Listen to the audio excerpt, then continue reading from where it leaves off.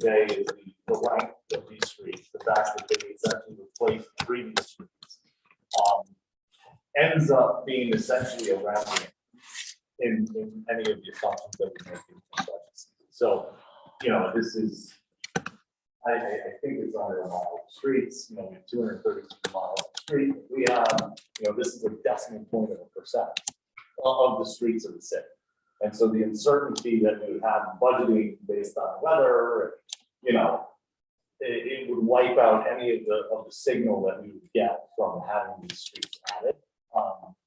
I think it's much more of an important conversation when you look at a town that's having subdivisions on a much larger scale, where the added roadway is a significant,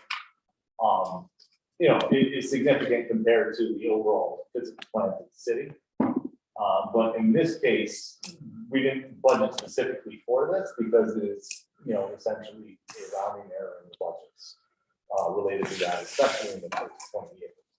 And even after that, the pavement, right? Where traffic goes on the streets, a particularly large purpose. Could you be able to provide us with a general scope?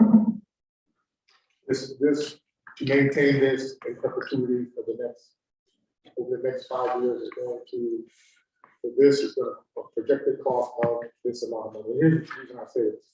The city of New Haven has a 50-50 sidewalk program, Right. which is part of the capital budget, which last year was dissolved. And that removed the ability for residents to be able to go 50-50 to fix the sidewalks.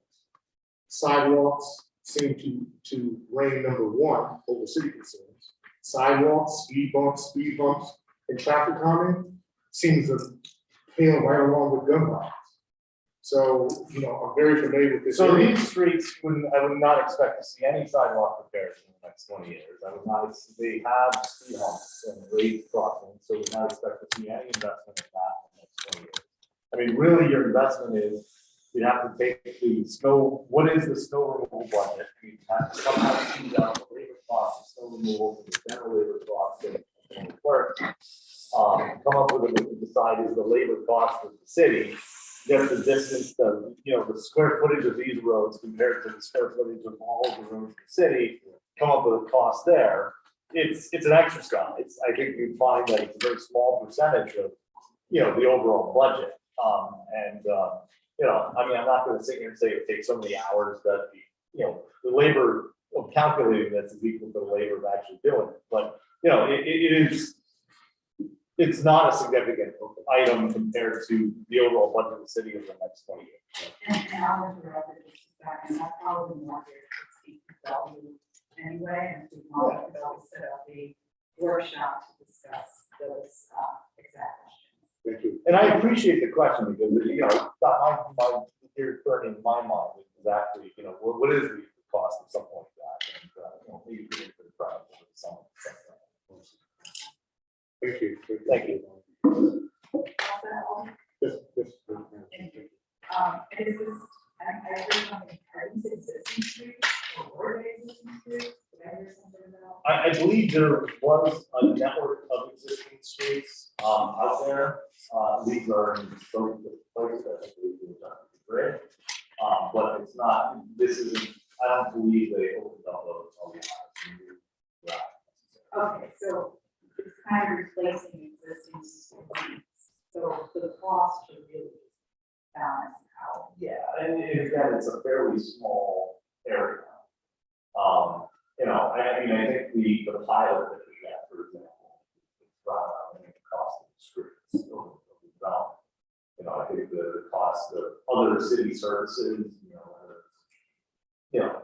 what's big in the budget? Police, fire, education is probably much larger than out of this development of, I guess it's, so maybe not so much education, but we would drown out the signal from road. Any other questions? Thank you, Madam Chair. You did say we have been since the development completed filing for street lamps, is that correct? I think that's probably not street lamps, but I think this one's LED, which we're probably still But if the operating malfunction currently, someone from the city would come out. So the practical, As a practical matter, I'm pretty sure we're planning, I'm not 100% sure. Okay. I think that's very well. Thanks. So I don't want to be limited to the other ones that we talked about. But I am concerned because my only concern is that housing authority over the years has maintained their units, and they had their scope of work. One time they had police officers that handled the security of the housing authority. Then after that, they hired extra duty police officers from the city, which they paid for. They actually had a chief of security operations that they hired to actually manage all of their security. And over time, it seems like that work has gotten figured out to be other people's responsibilities. I'm new, so I don't know if the line item budget or money they got, they redirect, I don't know, right? So, but I am wondering that, hey, listen, if they've been taking care of this already, they've got a number, right? So what was their number in taking care of it? So at least that we could put forth, this is where we're going. This is what the housing authority was spending. We were spending $38,000 a year to do this. And we can now assume that taking this over is $38,000 at the base for us in order to move this forward. So that's where my concern is around, we're taking something that somebody else used to do, and therefore we know generally as the city what is embedded to us for this, as we call it, a small area. It's a small area, we get that. But it's a small area that when Public Works comes out to plow it, and they have to plow it on overtime, and that overtime is connected to the best of their 4 years of service, that increases their pension payout over time. So this is not becomes a $38,000 project for us. The number is inflated over a course of time, given that we run short on staff. So that's where my heart concern is. Just making sure when I hear perpetuity and no budget to substantiate that, that's a scary thought for a taxpayer. Yeah, I think I would offer, I certainly understand where you're coming from, and it's certainly, I think food is up for all of us. I'd offer a couple things. One, I think the previous developments that were out there, which granted, I think were coming down right as I started, in engineering here, a decade ago. Those had public streets in them. So I don't think this was like the whole area was plowed by the housing authority and suddenly now the city is plowing it. I think there is we can quibble about the length and square footage of the streets before and after. There's probably more streets now than those big long blocks of housing that they have. So that's one, and the second point I forgot. But yeah, I mean, if you want to follow up offline on some of this, again.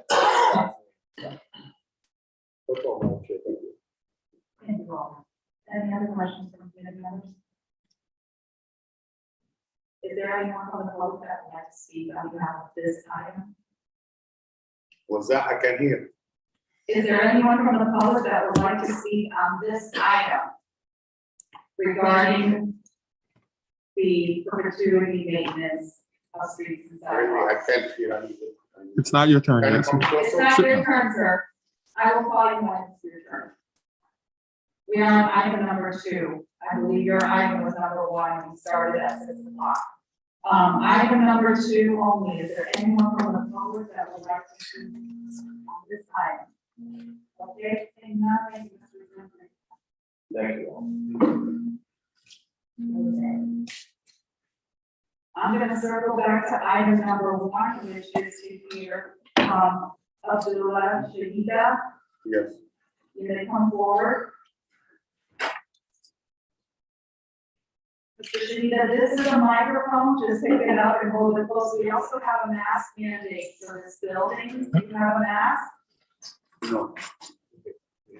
We'll get you a mask. Are you going to speak? Yes. Speak. My print of the normal print of paper, I don't know why. Email it to me and I'll print it out for the. Thank you all. So while you put your mask on, this is a microphone. Yes.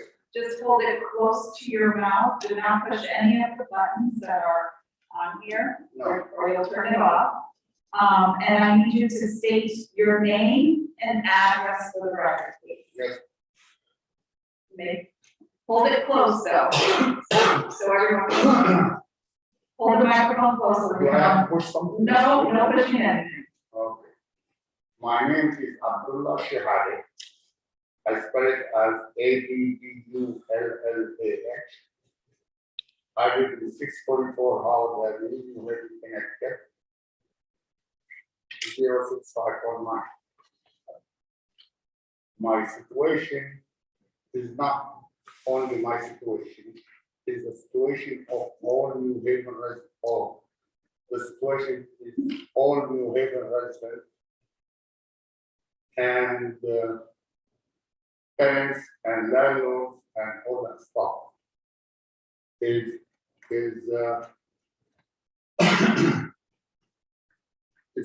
It's something to do with how life going to be in New Haven.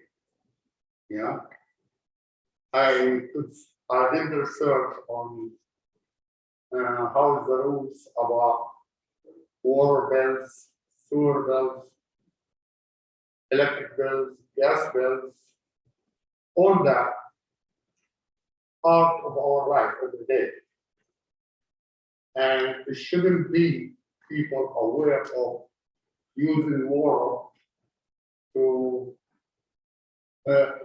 use, people not to be aware to use the water for cleaning around the house, such as mold on the walls to wash your house from outside, or the growing green in front of the house and water it. We end up paying for every drop of water for sewer. You know what I mean? Why should we pay water that we use it for watering the plants, or washing around the house, or washing a car, or making an activity for children to play, end up paying for it for sewer bill? And I noticed there's a theory being adopted in the state of Missouri to avoid being unfair to the people, which is, they call it in New Haven, Missouri. They adopted a theory, they call it averaging winter season, like mid of December, January, February, mid of March,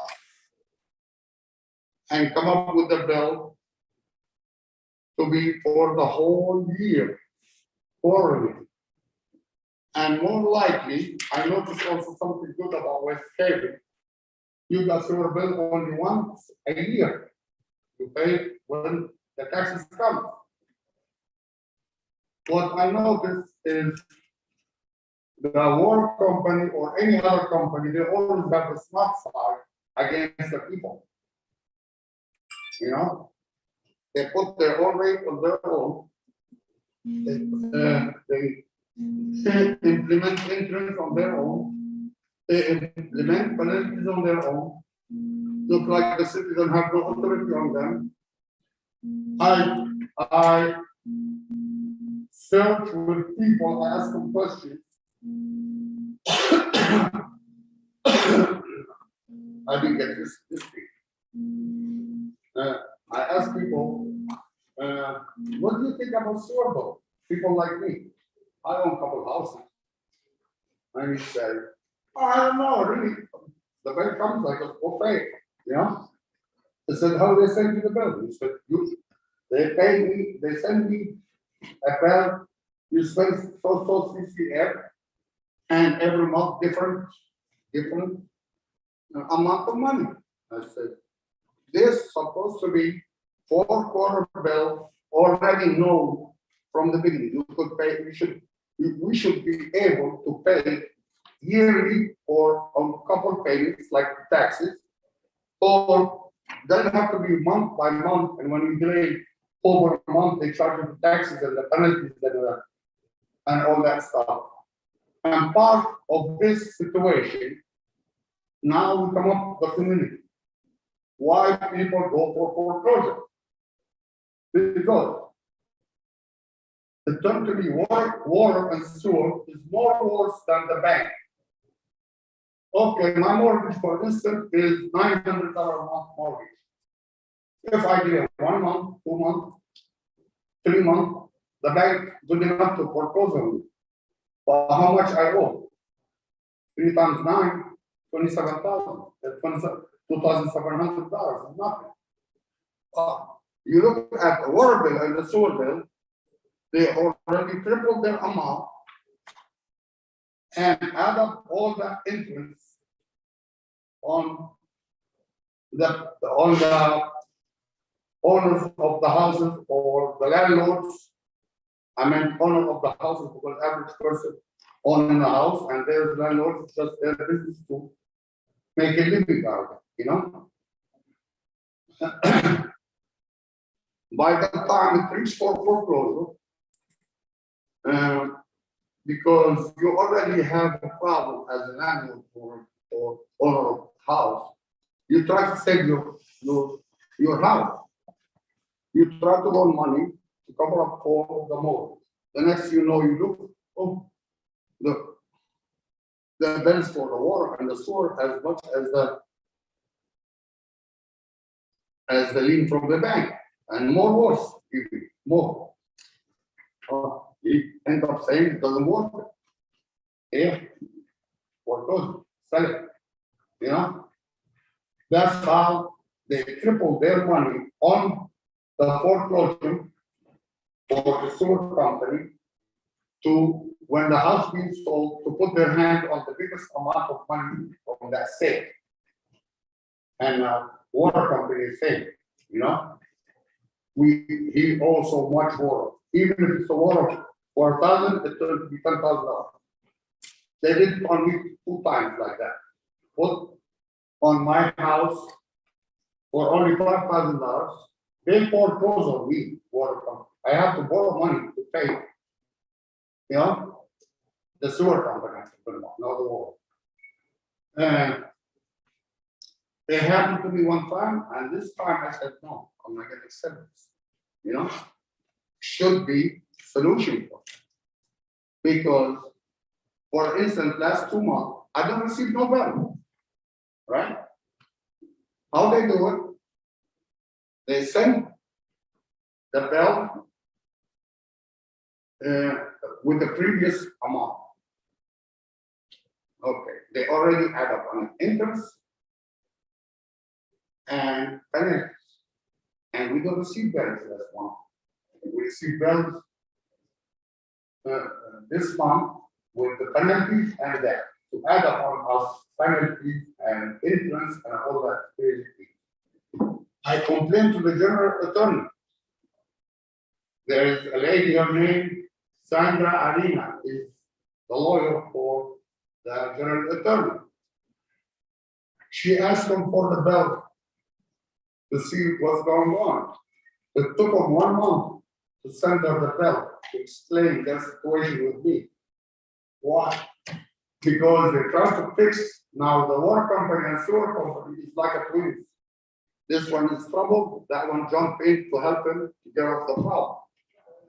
They mention the bill, over exaggerating. That's the copy I'm trying to see if this Misty will print it for us.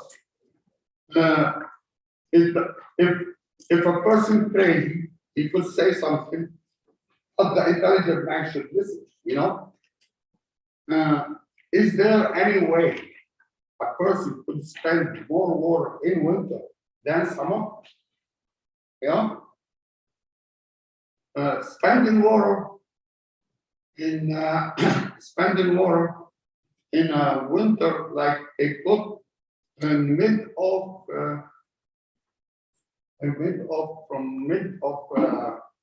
December, January, March, January, in December, January, February, mid of March, 201 CCF on my house. And then they add up all the CCFs for the whole year, average them up to more than 300 CCF. This way, even if they have to put me on the summer program, they can't, because I'm not allowed to have that discount. They put me more than 300 CCF, just to justify their situation with the general authority. And I could give you the email the Sandra told me, send it to me, and she say, I'm sorry I couldn't help you, but you should call and talk to your registration in the city of New Haven. Now, I tried to reach city of New Haven, I called the mayor office a couple times, tried to get attention to that. For some reason, nobody want to tell me you have to talk to aldermen and constitution people in the state, in the city. This looked like, which is to start hitting my mind when I told people, you should complain why your sewer bill is more. They said to me, why you want to complain against? Because those people have people in the city, they make it more worse for you. They got for you more problem with the city. I said, I don't think so, you know? The only time I got succeed to reach here is I called a lady, I don't know what's her name.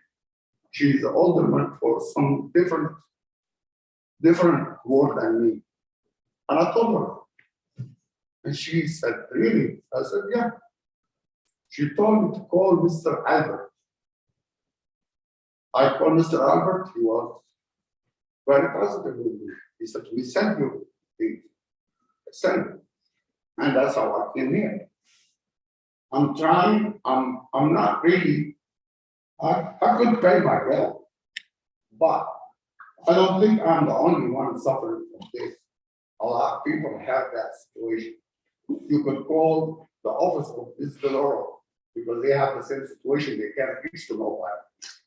They end up complaining to Ms. Deloro, our congresswoman, complaining everywhere to find somebody listening to that. And I'm 68 years old. I said, what's the worst thing if they have influence on the city not to be on my side? I'm 68.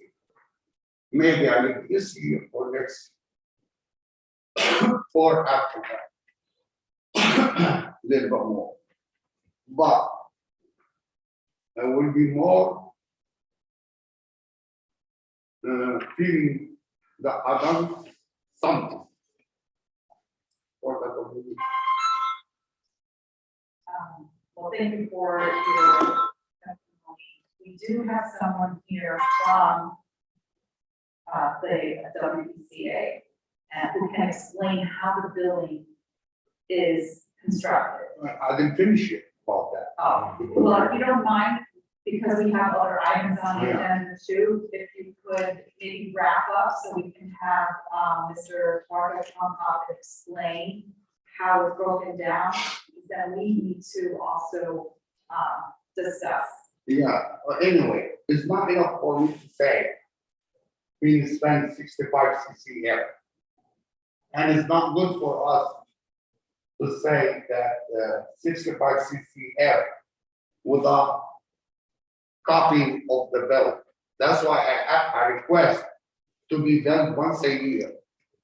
And the water company should send our copies the 1st January, February, March. Averaging, if we want to adopt Missouri or adopt West Haven way of paying sewer yearly, not monthly. And So I'm gonna just stop you there 1 second because the yearly, there's some people in the city who cannot afford to pay the bill once a year. They need it broken down.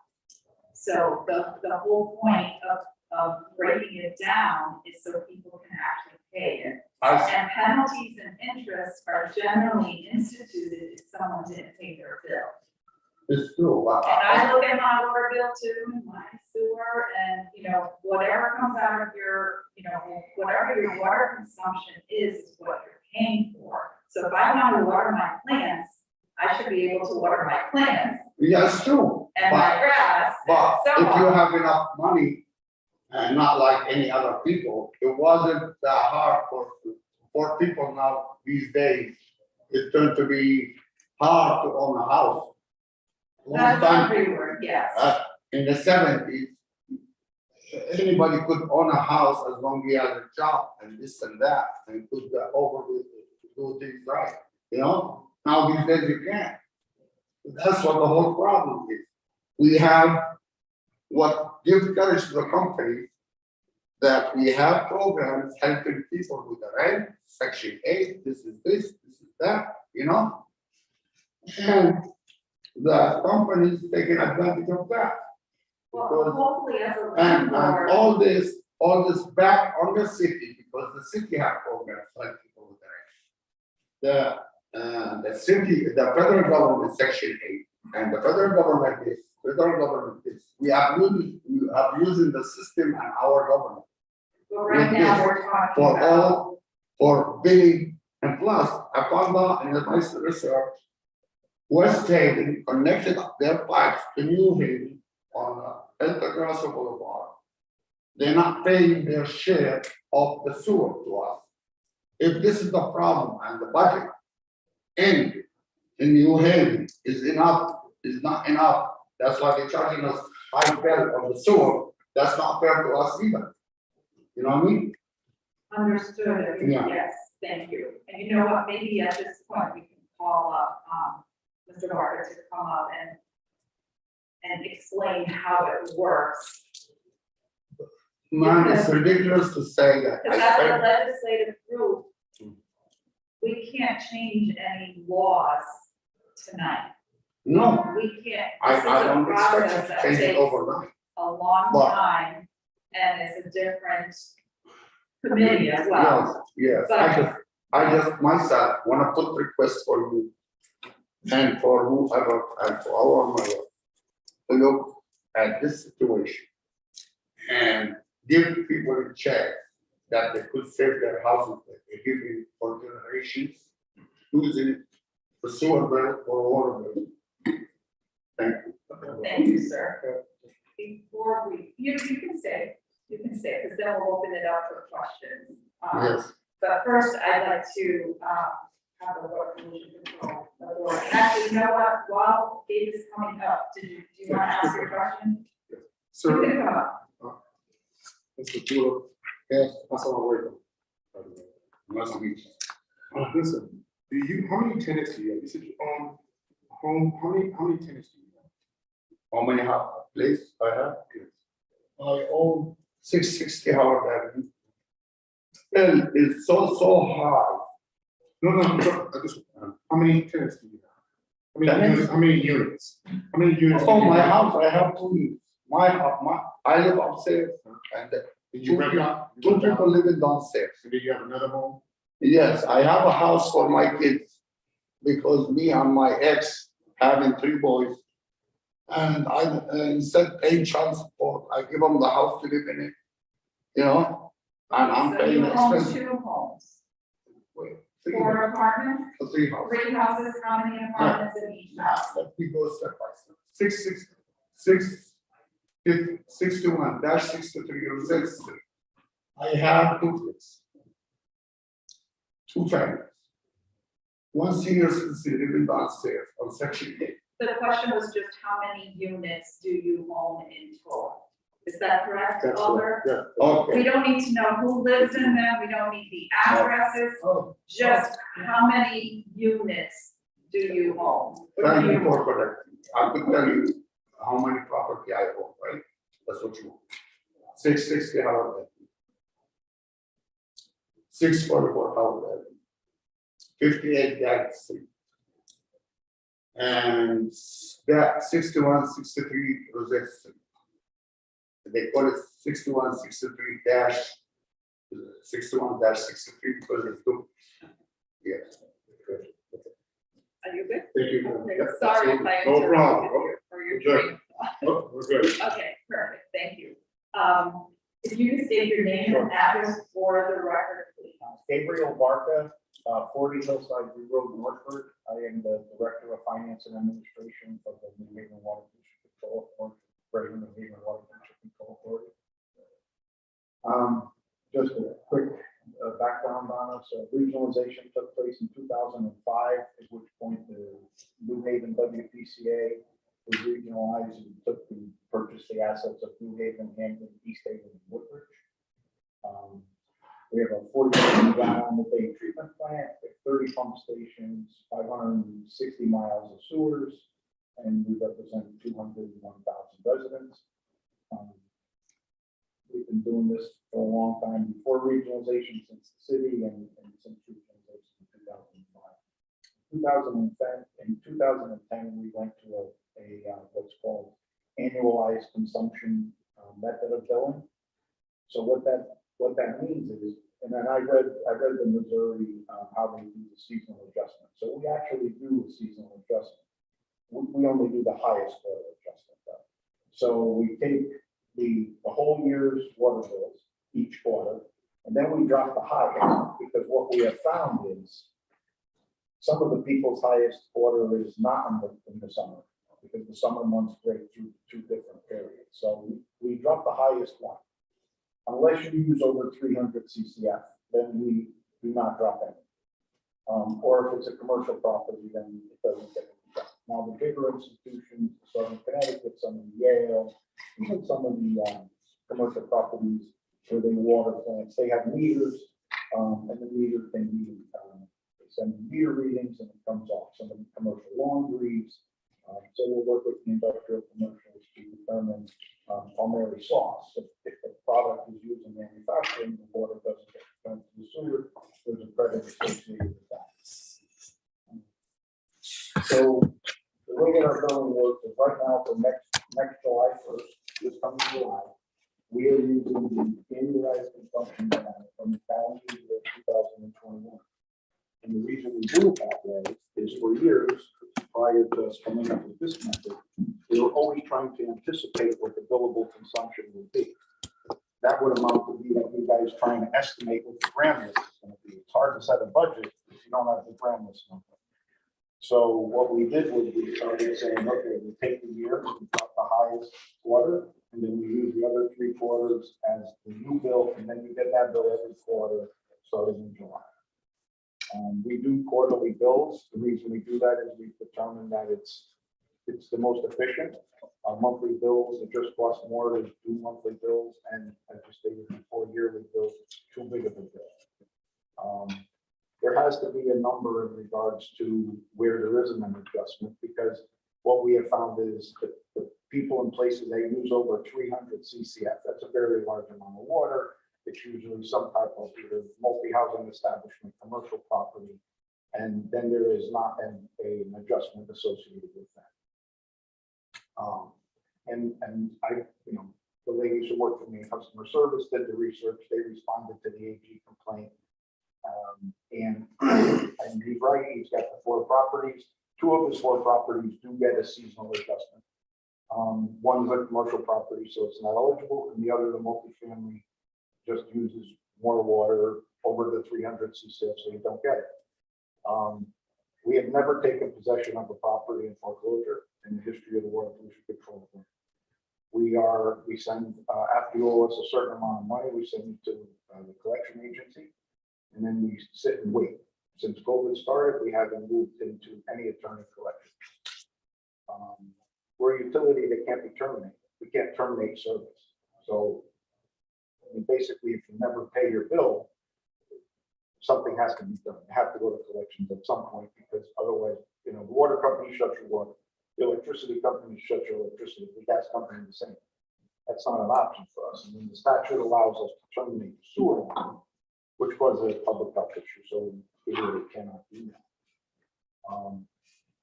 We've been doing this for a long time, but the way that we do it is fair. We've looked at the way West Haven does it. We've looked at all the different ones. We've determined that this is the fairest method for the residential customer. And it's worked, there's anomalies, there's people who fall over the 300. That number was utilized to determine basically it fits most of the residential people fit into that category. We changed it so it wasn't just a seasonal adjustment from the summer because we determined that not if, for whatever reason, whatever they're doing in the winter, some people use more water. So trying to be fair and equitable about it, we determined that let's just drop the highest one. And it's been working for us. The reason we went to the annualized billing consumption is we needed to be able to, at the time, as more efficient dishwashers, toilets, as everything started using less water, we were having a harder time determining what the consumption was going to be.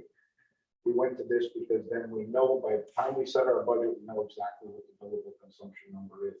We actually did that in 2010, and since then we've had 2 rating agency increases because of that. Otherwise, it's a moving target. Saying set your budget without knowing what your plan is, it's not good economics.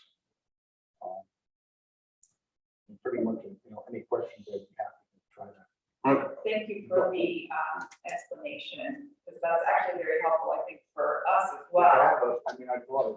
This goes out to everybody with their bill at least once a year. Once you get it. Yes, I agree with that. This is actually I last. guess we should read it. Well, we don't The have- mail, no, when it comes in the It mail. kind of reiterates the long version of what I just explained, but it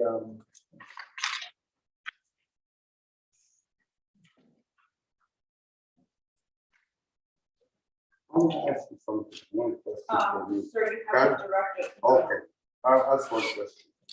Every time we complain to water company and sewer company about a problem, they try to solve it by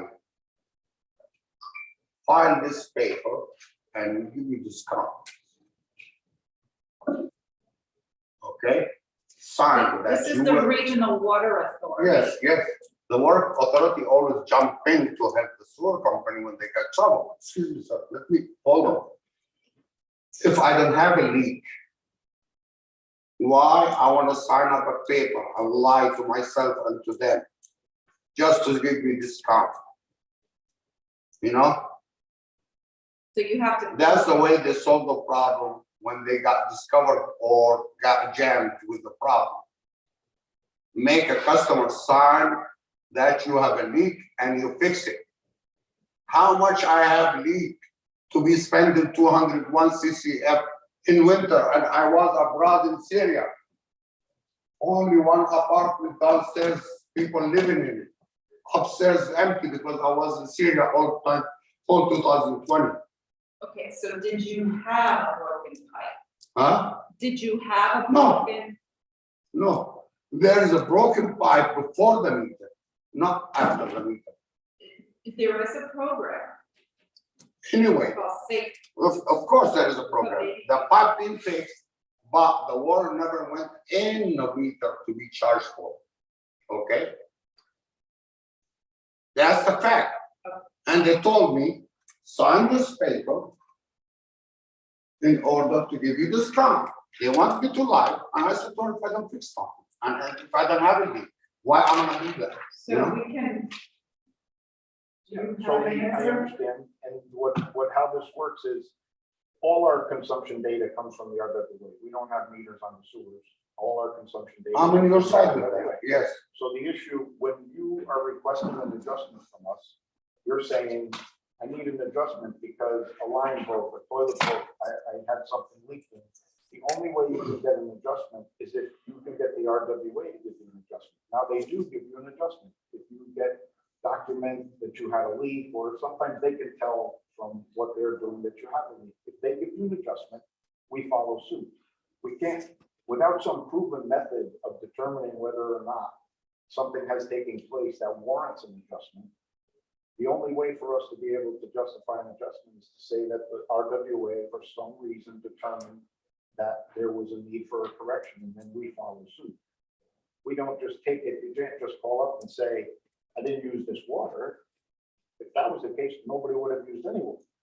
So Do you if this believe- happened before the meter, Yes, ma'am. and you received a bill that was higher than Uh-huh. what you're normally. Yeah. So they do that on purpose, because it happens. No, if it happened before the meter, it doesn't go through the meter, it doesn't become part of it. No, Oh, doesn't go in the bill. Why I'm charged 260? And if I show you my record on 660, I was telling that the meter was replaced by the factory of that building because it was a prefab building. They put the meter in the basement. And the basement is too low. And the water company, they wanna go hook up the wire, the sensor to get the reading from outside. So they kept assisting the bill till it reached to $14,000. Now, I interfere between because it's commercial, the tenant has to pay the water and the sewer. And I mediate between the water company and the sewer company to make it settle. The water company settled for, I think, around $5,000. The sewer company didn't go less than $6,000. And I suggest for her, let's wait a couple more months to see how much the reading of the work come. And then based on that, you do the settlement. They accept that. You pay nothing. We pay 5,000 and 6,000. And their bill now, their reading is $100 or less a month. And they've been charged for more than $10,000.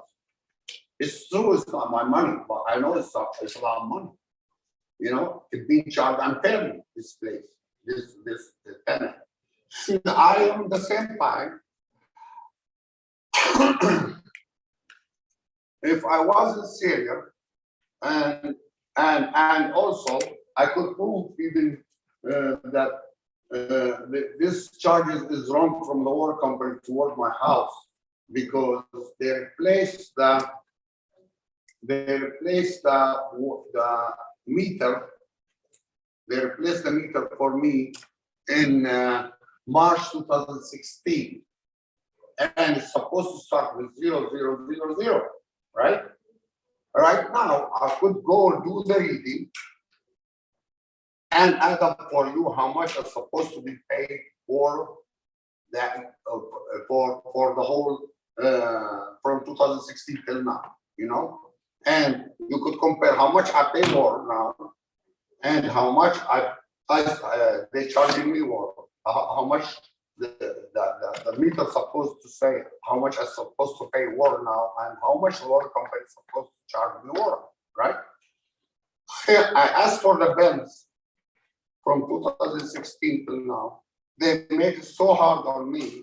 They're asking me if you want the bills from 2016 till now, you have to pay $300 for the copy. How much a piece of paper like this copy? You know, 4 times from 2016 and maybe about 12 papers, $300. You know? It's probably more than just the piece of paper, it's the time. I don't know. Maybe they But want anyway, to. I'm not gonna make excuses. Maybe they want to study it and match up I Think think a match. you know, I mean, to be right. That's what happened with the lawyer with Miss Arena, Sandra Arena of the attorney. She asked for the bill from the first week I complained. It took them more than a month and a half to send that bill because they want to match it up right with the sewer bill. That's why I ended up with 201 CCF and this and that. And that's not fair. so you have come before this committee to ask for changes in And legislation. really, But this is private, Well, it's quasi public, but we're managed by a board of appointees from the mayor's office, but we are overseen by the DEP and the EPA. And just to clarify, I guess, I think that the misunderstanding really is the fact that we're using 2021 data in regards to annualized consumption, but the AG AG's office got his complaint on the 7th of January. We didn't get it till the 19th of January. And my staff responded on the 1st of February. We got another reply from the AG on February 22nd, saying that they received the response and that he had submitted more information, and we responded the next day in regards to that information. And then the only correspondence after that, the AG was saying that we supplied the information. There was nothing else further required. I have suggestion to come up with the idea because I have problems. I always every time there is a problem, even in the war, I will guess how the solution for it. Do you have one for world peace? Huh? Yes, I do. I have a solution for it too. But Well, let's stick to this right But now. let's go with this. I suggest that even if the city will adopt this idea that I'm gonna say now, is to make a sensor to put it on a water meter. Even people will buy it, even all the people with real estate will buy it from the city of New Haven.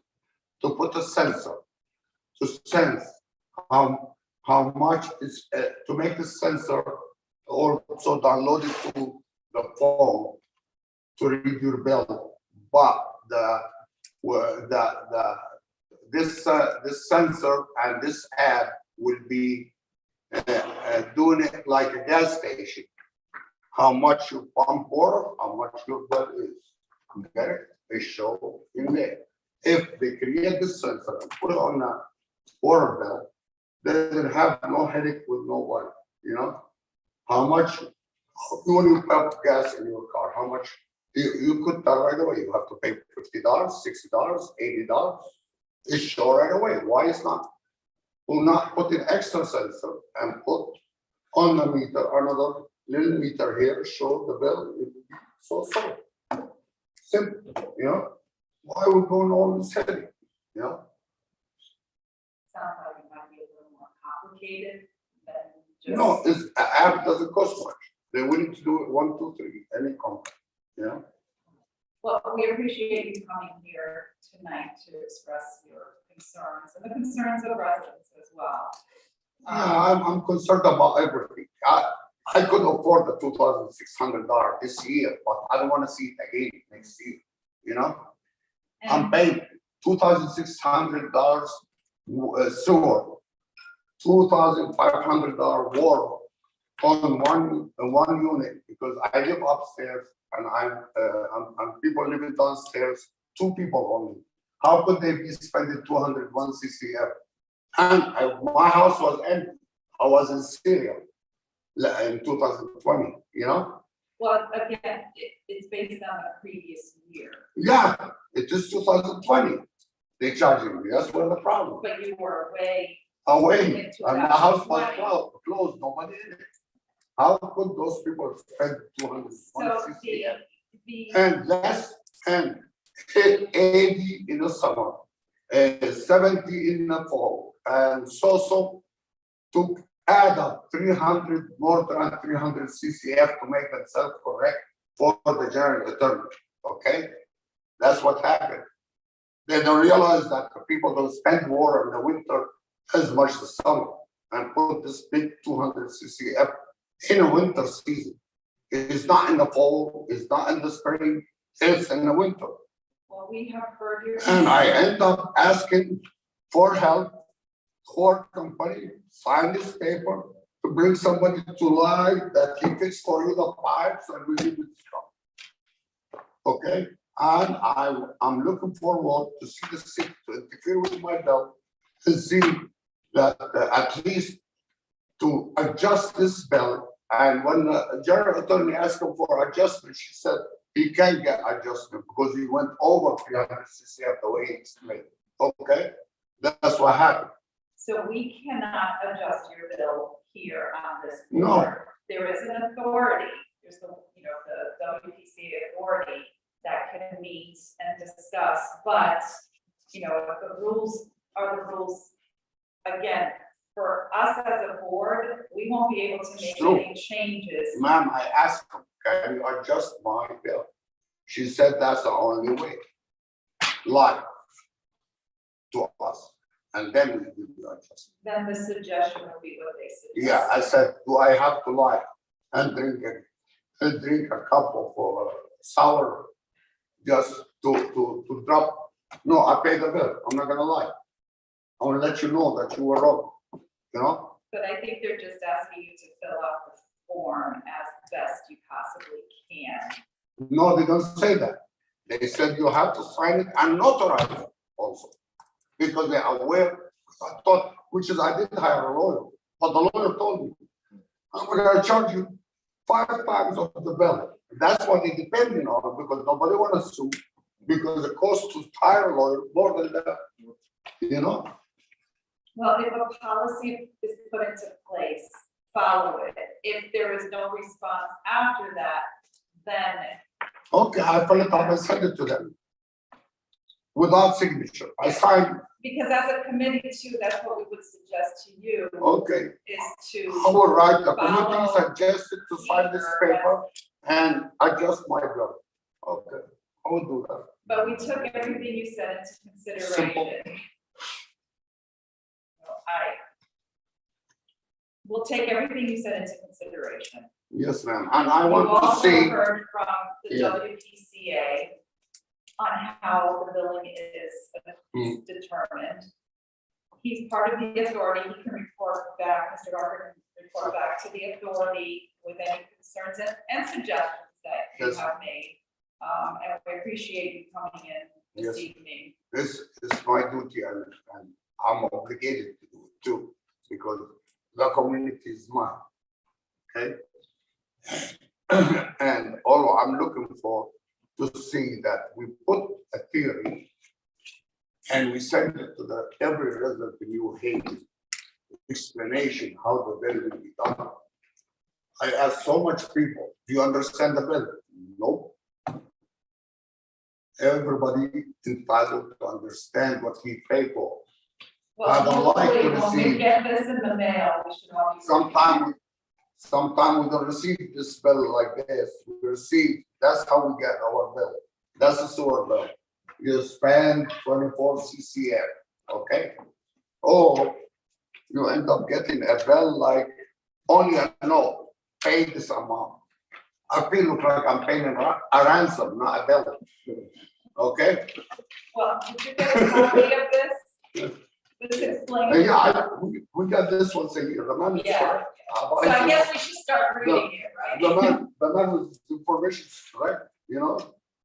I don't want to pay a ransom. I want to pay my bill and I want it to be sure my bill is fair, you know? And everybody resident of New Haven to be fair.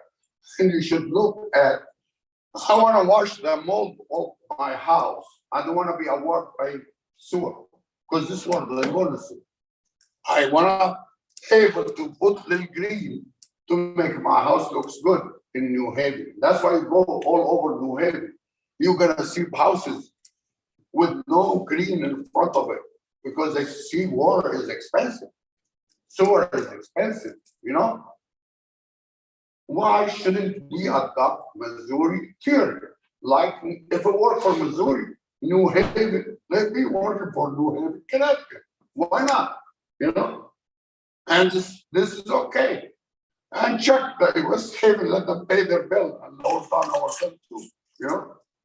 Thank Thank you. you, sir. Thank you. Thank you. I appreciate it. Is there anyone from the public that would like to speak on this item? Okay.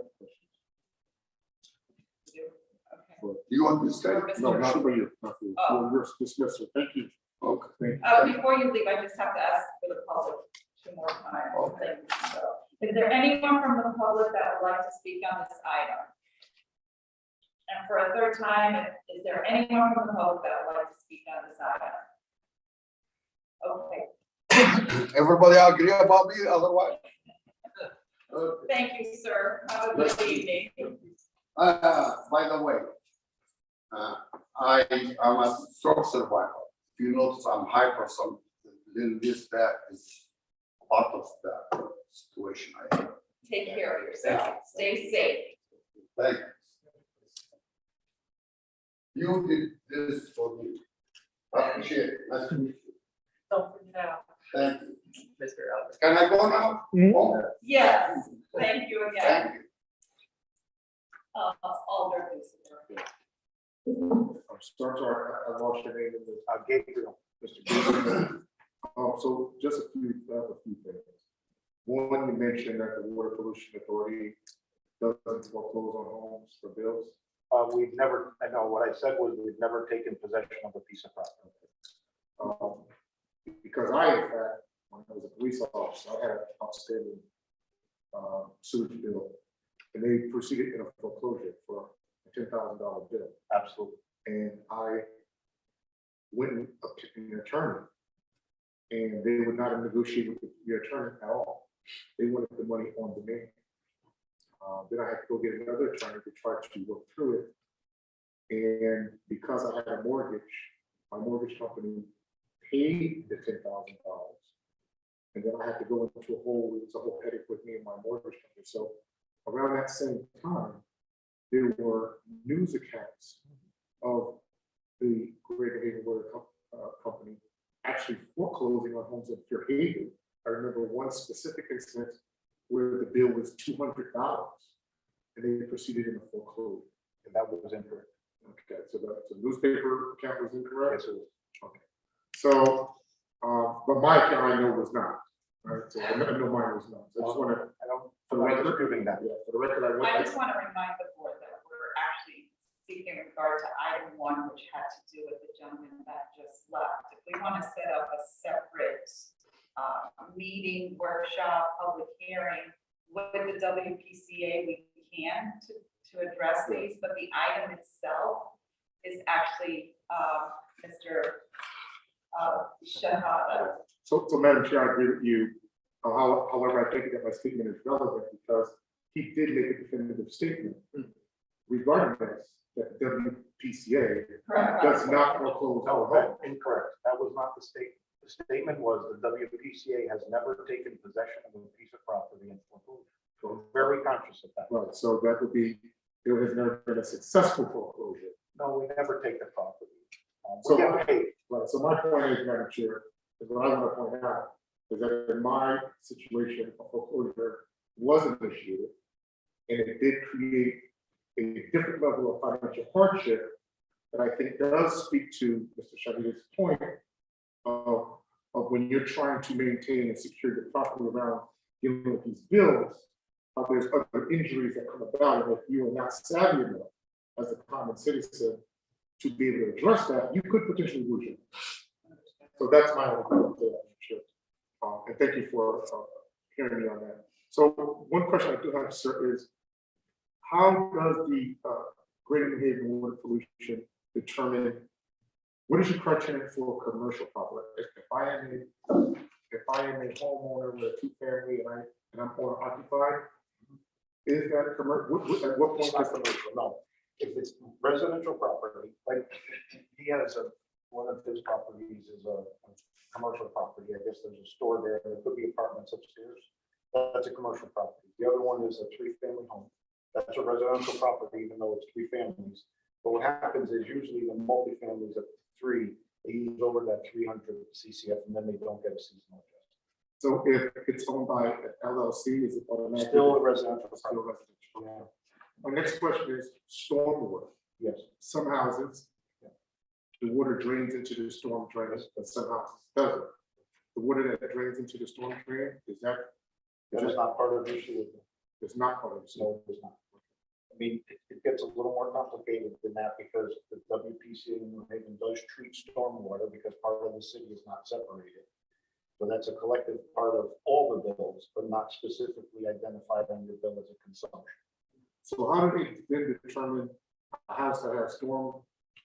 No, it's not measured. We still only measure your water consumption to determine what your specific bill is. Okay, so that leads me to the third, which is the water that comes out of your hose, out of your sink, to flush your toilet, to wash your clothes through the regional water authority. Yes. You're paying for that water. I call it water coming in. Yep. And then it goes down the drain. Yep. But when it goes down the drain, you're not just paying for it going down the drain, you're also paying for it going onto the lawn, washing the car, Right. and et cetera, et cetera. Yes. And so I go back again, I have a house, and I do all of those things. And none of my gutters drain into my sewer. The house next door to me does all of the same things, and their water goes into the sewer. Rain, it's a rainy winter, it goes to a snowy winter, they got more water going into their sewer. How does your agency figure that out? We don't measure the stormwater. In regards to what the building requirements are in the building codes, you're not really supposed to have your gutters and leaders attached to the storm lines. That's not really allowed. Especially in some of the parts of the city, it causes a bigger problem when they disconnect them, because if the houses are really close together, what you end up with is the water going on the sidewalk or the driveway, and then it freezes and causes a problem. And that goes for some of the sump pumps in the basements too. Some of the pump pumps, they're illegally connected. We don't have the ability to go in everybody's basement in the city. But it's against the regulations to actually have your connections be part of it. Your gutters are not supposed to be attached. And that's really a city issue. That's not really a WPCA issue. But in regards, I'm sorry, but in regards to the hosing and stuff like that, that's why I would have to think for the majority of the residential occupied properties, they fall under 300 CCF, and you do get the seasonal adjustments. So you get the adjustment, and that means that in the summer, that does not become part of your bill. It's averaged by the other 3 quarters. So I guess what I would say is, in my final question, there is some validity. I understand the sewage plant. My grandfather actually worked there and retired from the sewage treatment plant. My great uncle. So I do recognize that we have to pay for cleaning it. We have to pay to clean the water. But it's just not making sense that when the water that's going out of my hose to water my broccoli to feed my chickens, I'm not cleaning it. So why am I paying to clean it when it's going someplace else?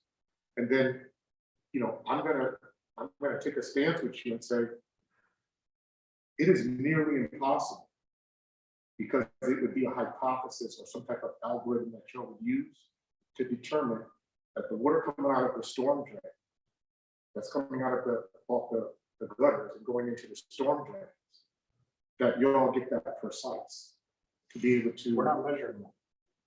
I'm just using my position, is that I would find it hard to believe that it's not getting somehow potentially calculated within that number. And I realize you're saying that it's not supposed to be that way, but I live in Beaver Hills. I'm not saying it's not supposed to be that way. I'm saying that's not built into how the bill is determined.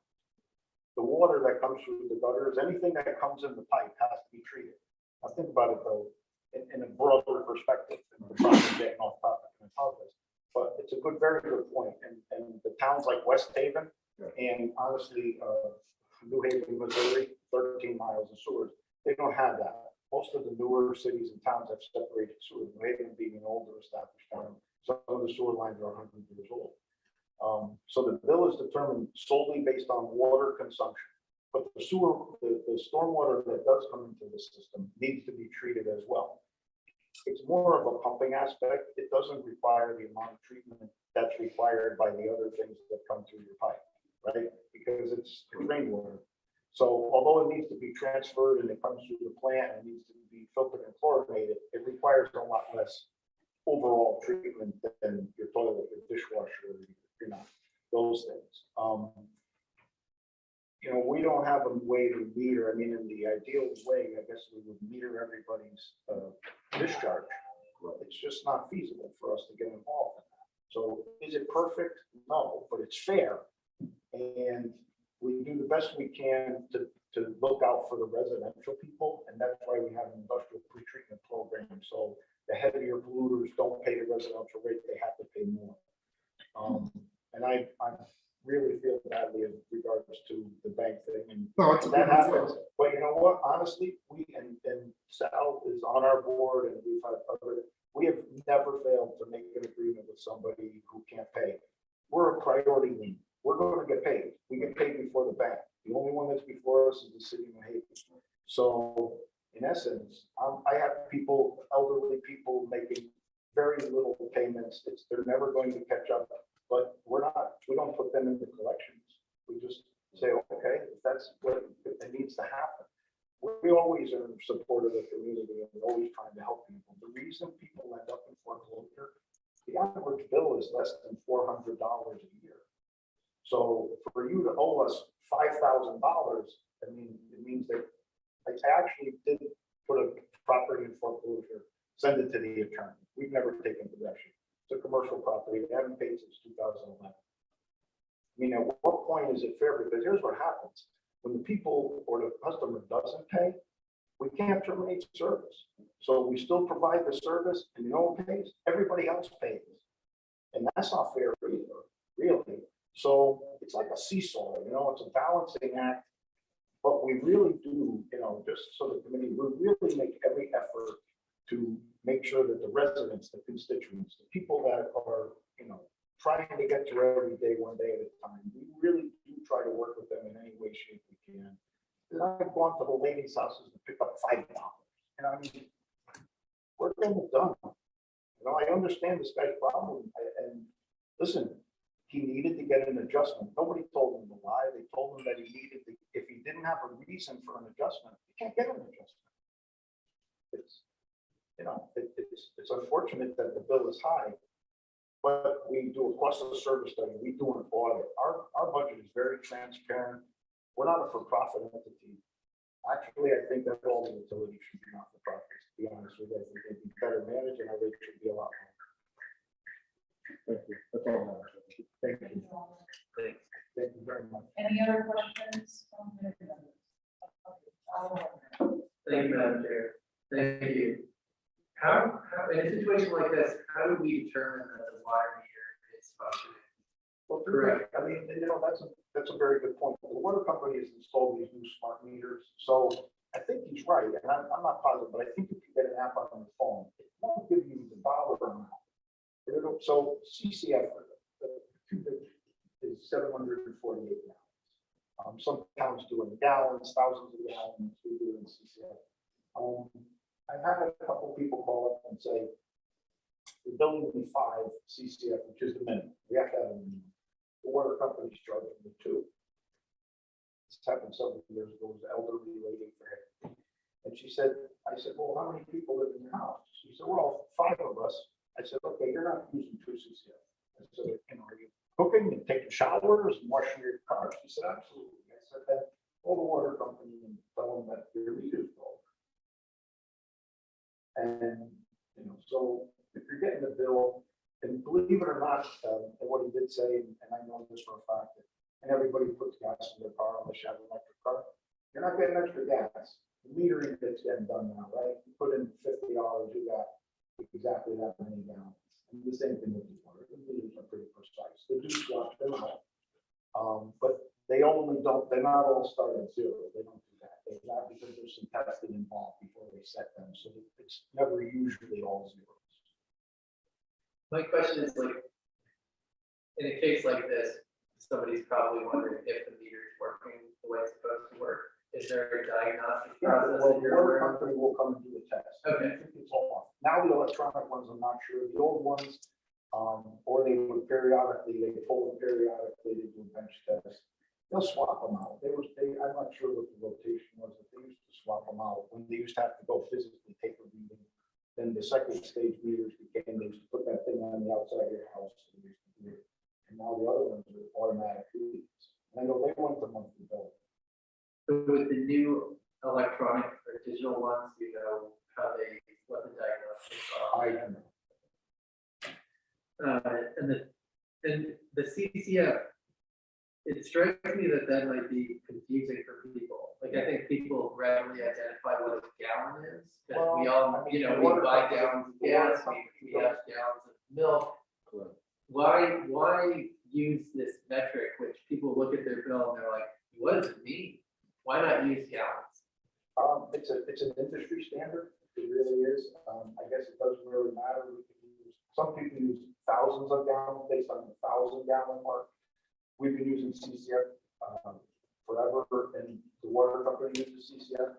It probably wouldn't be a bad idea to put some fact, show the bill what that equates to in gallons or something like that. I don't disagree. I mean, I've been doing it for so long that I do know what it is, but I'm an industry person. Yeah. It's a very valid thing. This is definitely a side, but I think it's worth looking at changing the method. Well, I wouldn't be in favor of changing the method of billing because it's how we're built.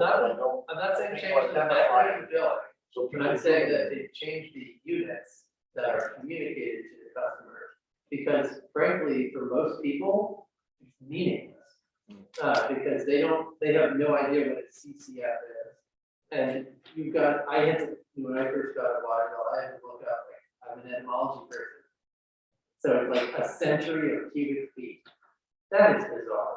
I really think, this is important though. I think as a conservation matter, if we want people to conserve water and be mindful of their water use, we have to explain to them in terms that they understand what their water use is and what their sewer use is.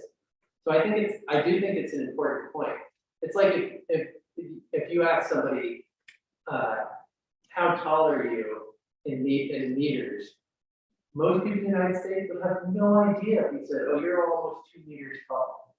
It just doesn't make sense, So I think it's important for people in a general sense to understand their bills in this. And I don't disagree at all, and I can definitely look at some options for that.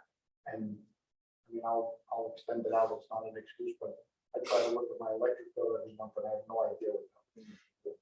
That's fair, and I think that's also a tough nut to crack. But I think they do kind of give you some analogies. Sometimes.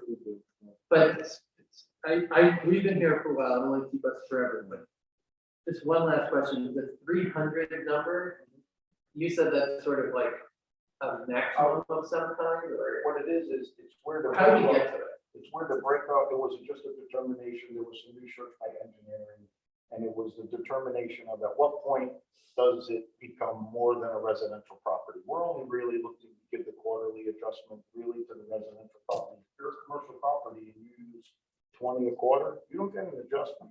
This is really something for the homeowner. And unfortunately, I guess, is even though as a homeowner and an occupant, 3-family home, I mean, there are 3 families that use less, but overall, there has to be some number. We can't give everybody the seasonal adjustment because they don't really deserve it. Especially if they're commercial. I mean, most commercial, it's some building that has some reason for they're not using that exterior water. If it's a commercial, as I said, if it's a commercial user where it's something to do, then we're involved in it. We have companies that have discharge sewer meters and measure their sewage. Yale has some of the chillers, they use a lot of water internally that doesn't get put back in, so we have to pull that off. The commercial laundries, as I stated, the sauce company, some other manufacturers that use water in their process that that doesn't go back into sewer, but it's a big factor in their business. So they make sure that we lock the meter just like the water company does, and whatever goes out, you get billed for it. If it doesn't go out, you don't. That's an expense. I mean, Southern Connecticut has installed meters on all their sprinklers. It's on them to determine how much they're not putting in the sewer, because it's impossible for us to estimate. Thank you, Manager. I want to thank you for staying and actually doing a little bit of a workshop. WPCA works. I know we got off topic, but it's really appreciated to get a better understanding of how I it all really works. appreciate the input and the points, and they're valid, and I'll bring it back to my people. And honestly, we're always open for suggestions, and we've been working with the board for years. So thank you very much for having me. Thank you. Thank you again.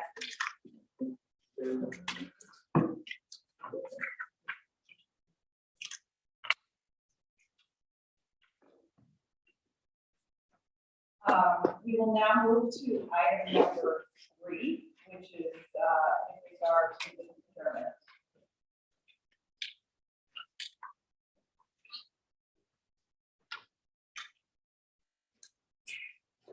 Good evening. You may have a seat. State your name and address for the record, and then you can go into your testimony. My name is Jose Romero, ROMERO. My address is 71 C Street. And I'm the demolition officer for the city of Manhattan. I'm here to discuss the emergency demolition for 190, 198 River Street. This demolition took place back in August of 2020. And the reason why it happened, I've got some pictures. Okay, a couple of articles from the Independent. We want to look at this building. This building is city owned.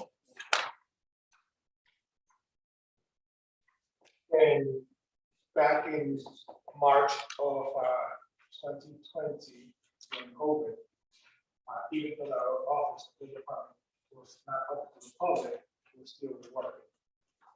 So I inspected several sites of the city, and it happened that this one was housing several homeless, making several safe. This building or this buildings actually has been on this residence for many years. I actually have a catalog dated back early 2000 to the present, seeing how unsafe this thing has become. It was to that point that I contacted another developer and I spoke with the official individuals housing inside these buildings with the children. At the same time, they were utilizing whatever they could to keep themselves warm and keep several fires throughout the buildings. The elements were not high enough in these buildings, especially at Irene and Sandy. It really made a big impact on this building. It was then determined that we have to demolish a few of the buildings, or 5 of them still standing. But the problem that we had is the possibility of storing a lot of engines. We wanted to keep the building, or not to try to save the buildings. While being reviewed by them, we had several storms, and some of the buildings had to collapse. I also have in here structural report back in 2020. It also states that the buildings should be demolished. That we try to save at least 2 buildings.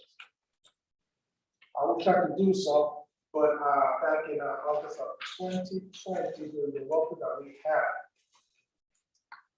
with several contractors to look at this building, part of the building came down.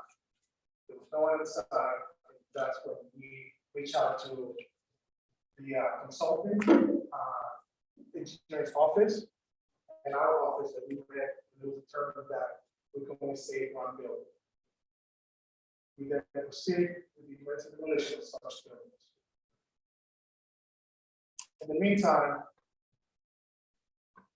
the city is paying jail capacity to have the building show up, so the main building that's in there right now won't collapse.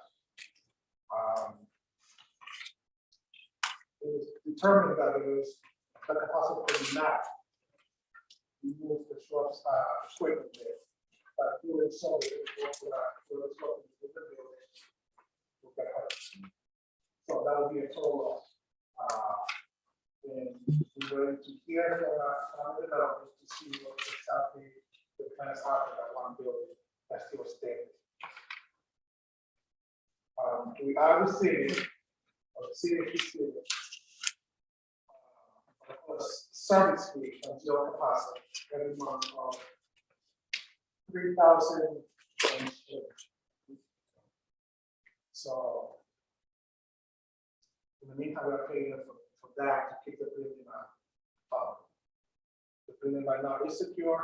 There's a fence around the building. So we do go by and try to make sure there's no one in there.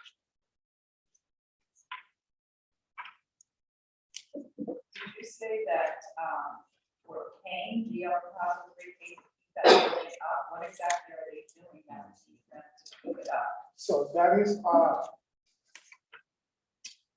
it's like a scaffolding, it's a the turn of the building within the walls there of it. It was still under review, under discussion with economic development in regards of either leaving the building or taking it down. But in the meantime, this is trying to be made in regards to that building itself. And these are owned by the city. Yes.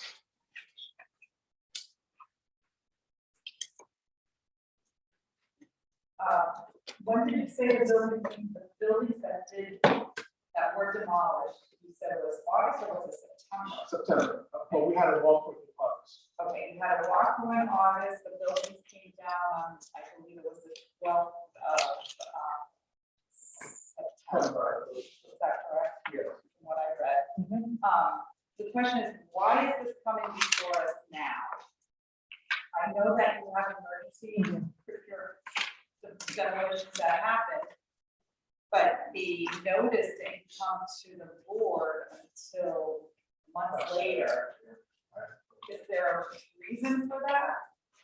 Well, the reason why we came to your attention later was because it was still under discussion in regard to the one business that came.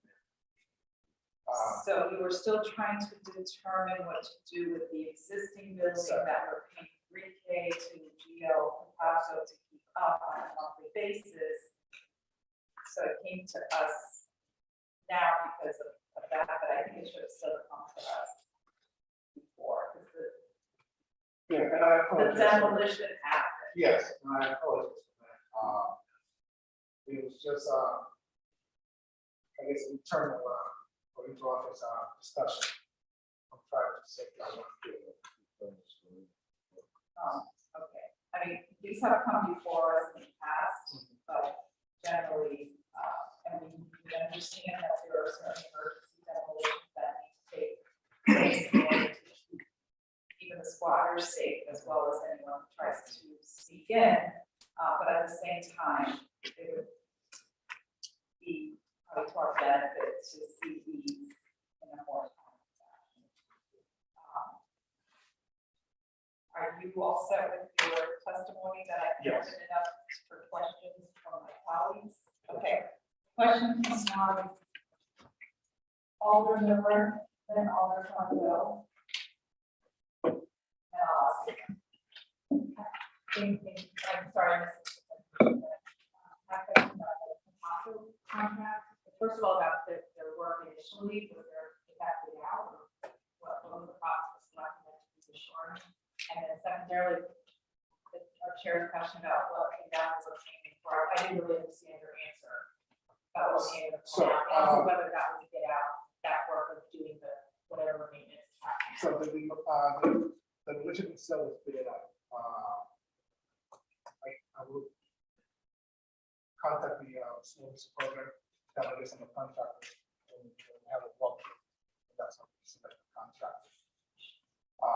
The parcel came in due to the urgent decision to try to save that building. And the parcel is very familiar with the building itself, with those buildings. So it was determined to utilize their services to keep the building or the buildings up. That's how a parcel was selected for this. If my answer was not clear about why it came to your attention is late, again, we still try to wait for other departments in regards to trying to either continue with the demolition or pause it, hear from FEMA, or hear from historical entities to keep the building up or not. We already have the equipment there, we have the contractor there, so we do not want to get charged once again if the contractor has to leave, we have to come back. Just want to make sure I heard you correctly. So you're saying that the initial shoring up was bid out, or was not the bid out?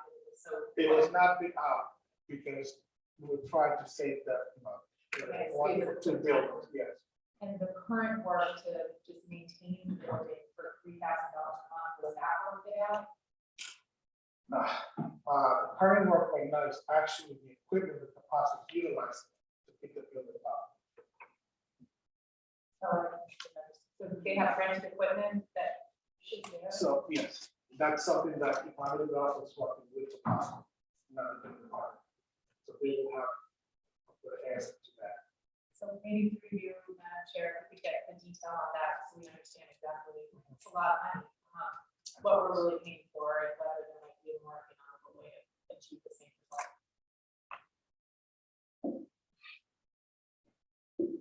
Thank you. Emergency procurement, that means that the jobs have to be done immediately.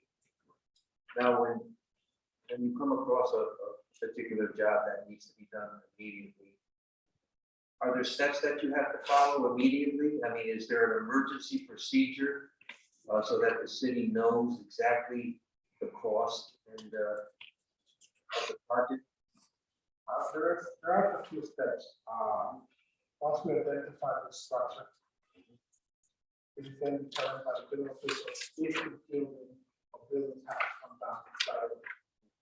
When that happens, that decision is made, the contractor come in and give us a price. Then we start the bid. It's actually the lowest bidder. If the lowest bidder is a good understanding with us. I do try to take a record of who's good and who's not. And our approach is most likely to do that. But I think I read somewhere that there were 2 bids for this particular project. I thought I read that. I could be mistaken, but the passer must have come in lower. No, Paso was for the scaffolding that's short of the building. And then the The other contractors were for demolition. just 2 bids for that particular. We invited about 4 or 5 contractors. Those are the only. One did not qualify because it was a big license contractor for demolition. That's 35 feet below. And there was another one that was not part of this matrix project. So in other words, that when things have obviously some danger to everybody around there. So it comes down and then they spend the funds and then you come back and ask for it, come before us. Correct. Is that normally the way an emergency procurement works? Yes. Okay, good. And the hospital was paid $37,800 for the shoring up. And scaffolding of the exterior of the building. Okay, I was at the building today. Over Miller and myself. And you could see inside. So the $3,000 a month. What do they actually do? The $3,000. That's a Is lot of money. the equipment that is holding on the building. If you were inside, Oh, we can go inside, obviously. will you able to get to the gate? If you will, okay. So it is the equipment that's holding up the building. There are about, I believe, 4 towers holding up the whole building itself. The entire second floor has actually collapsed. A person came in and they did the construction. They removed some of the material by hand. The roof itself has also collapsed and has created almost a hole in the building itself. So that's what's keeping the building together right now. We needed to tie up some of the walls into some posts that they installed, so the building will not twist and I understand all that. That's what the work obviously was done. But what I'm saying is that if it was done already, what do they do? Walk over there and check it for $3,000 a month? I don't know. It doesn't make much sense to me unless they have to, periodically check it and do work. That's understandable, but for $3,000 a month to walk by it, but whatever. My last question is, are there any other plans for that building in the works? I mean, to save it, to restore it, to sell it, or is it inevitable that it's going to be demolished? about a month ago, maybe 6 weeks ago, building official Jim Tercel, myself, and, Karen Wolfenberg. See from time, we met to discuss the outcome of this. And we still, need to hear from them, because I what I want. Thank you very much. Appreciate it. Any other questions? Are you all set? I am. Any other questions? Well, can we, if you're done with the pictures, Oh, no. other questions? Yeah, I'll yield to, Alderman Pacheco. Oh, Thank you, Madam Chair.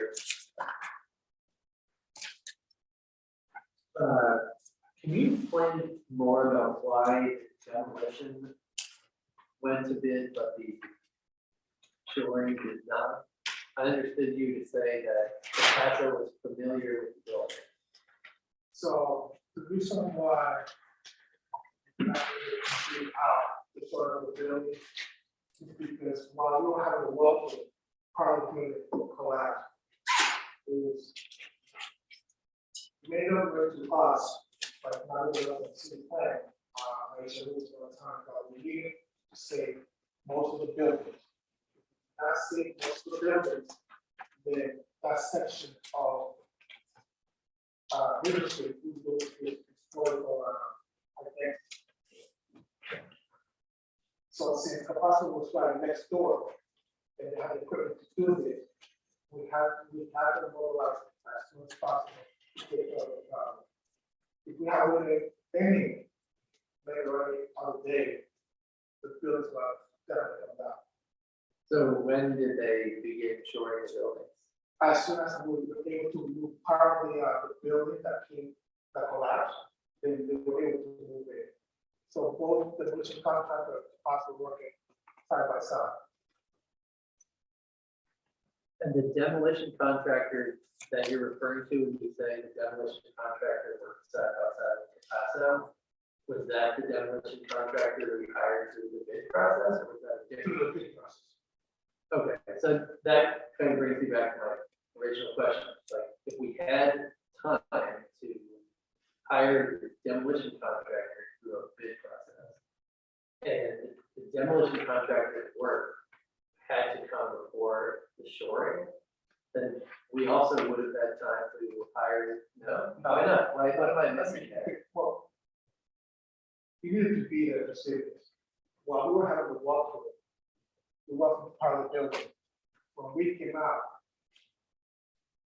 one of the building's roof came down. Right. It was coming down to the second floor, all the way down.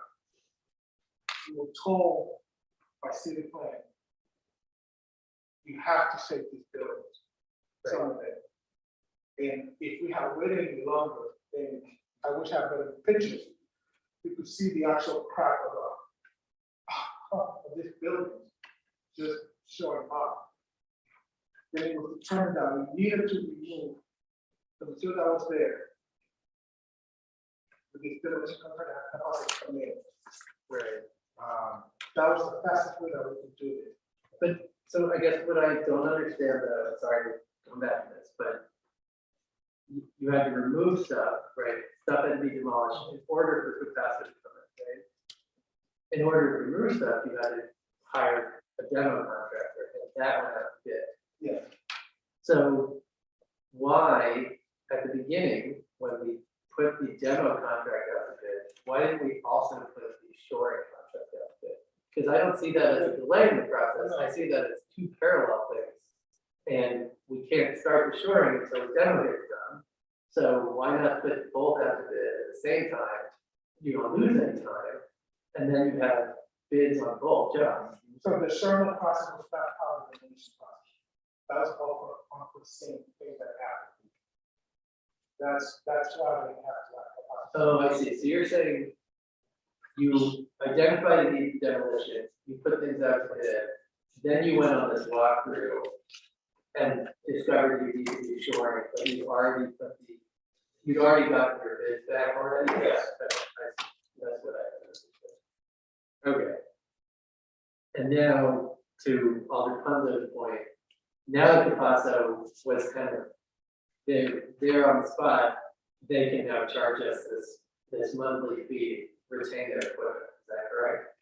Yes, and I'm gonna be honest with you, I'm just the demolition officer. We are. Yeah, no, You yeah, know? you're not the So- first guy, So, yeah, and I've been with the city since '96. yeah, Okay, so, and I've been doing this for many years. I love the history that New has, and I love my buildings. Demolition is hard job, but if we can save a building or two, trust me, I'm happy with it. During the second administration, back in the nineties, many houses were demolished. My opinion, somebody possibly have to have, but it did. In regards to this one, as I said, I have pictures that goes back to the house. I see these buildings, just like a cancer is growing and growing, and getting worse and worse. And the worst thing that we can do is to try to put a band-aid, something that has been for so long. And I understand the historical significance of these buildings, but sometimes we have to be realistic with the reality of what we face, that we will not pass. In regards to capacity, and why they're charging us, the city, this monthly fee, that's an answer I do not have. I would actually say, thank you for your services. I know you have your equipment there. You're not allowed to go in whatsoever to remove the equipment, but if and when the building, if it happens, to have to be demolished, collapses, they will pay for the lost equipment. But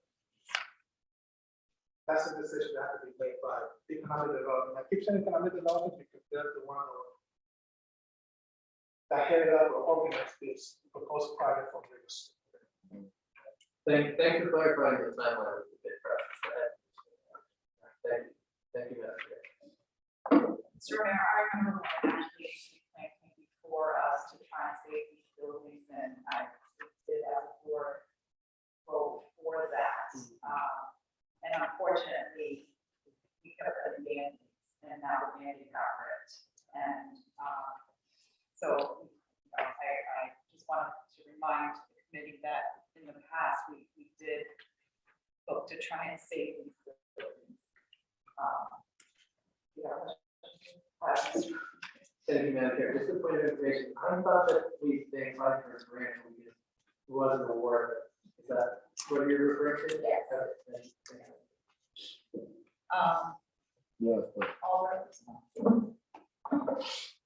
Mr. Ramirez, any what else you got? No, building part. Building fund. So what strikes me is that in your case to demolish the building, you really emphasize the homelessness and the homeless individuals living in the building and how it's a danger to them, and how this created almost like this human catastrophe, right? And then later on, you started talking about the ceiling collapsing and showing up the building and the equipment is in the inside.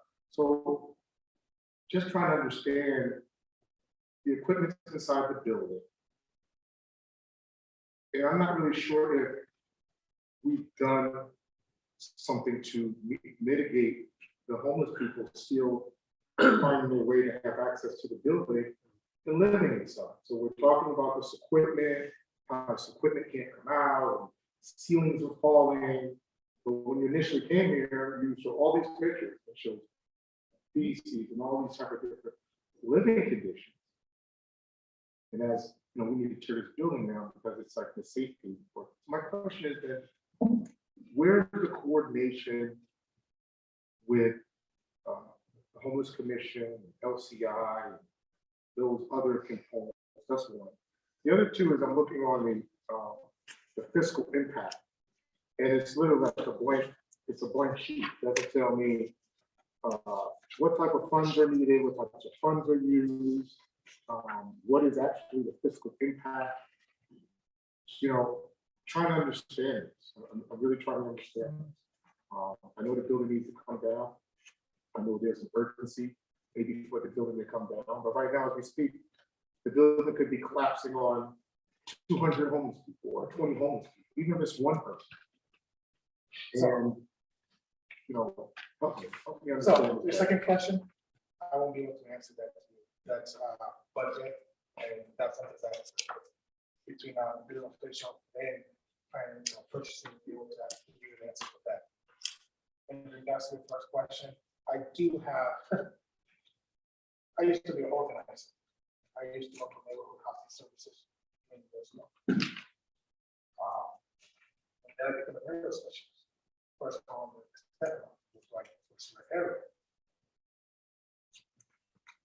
When I saw what I found on River Street, I was able to reach out to Velvet George and LCI.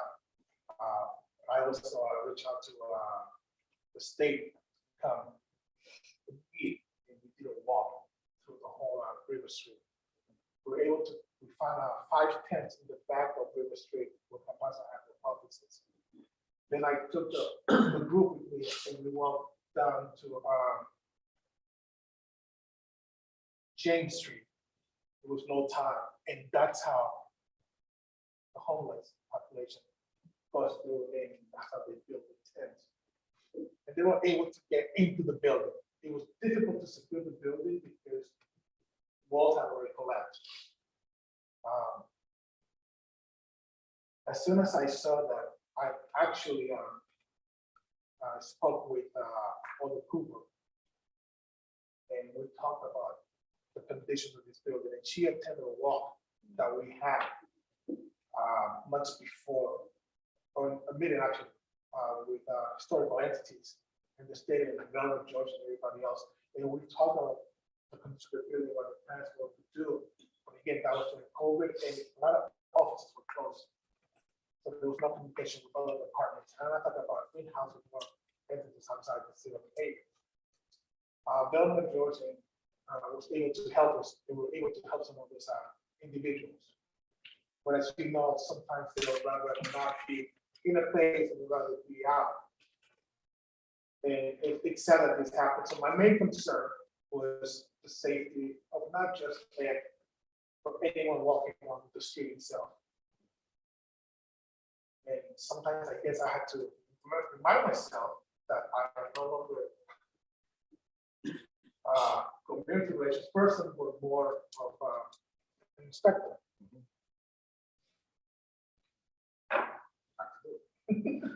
So my other question is, what is going to be the environmental impact when this building comes down? So I'm sure this building has some lead, some asbestos, some other things. The building itself, sorry.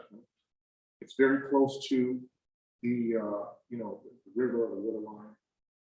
I'm going to make this assumption that when they demolish it, they're going to use water on the structure as they're demolishing to reduce the particulate.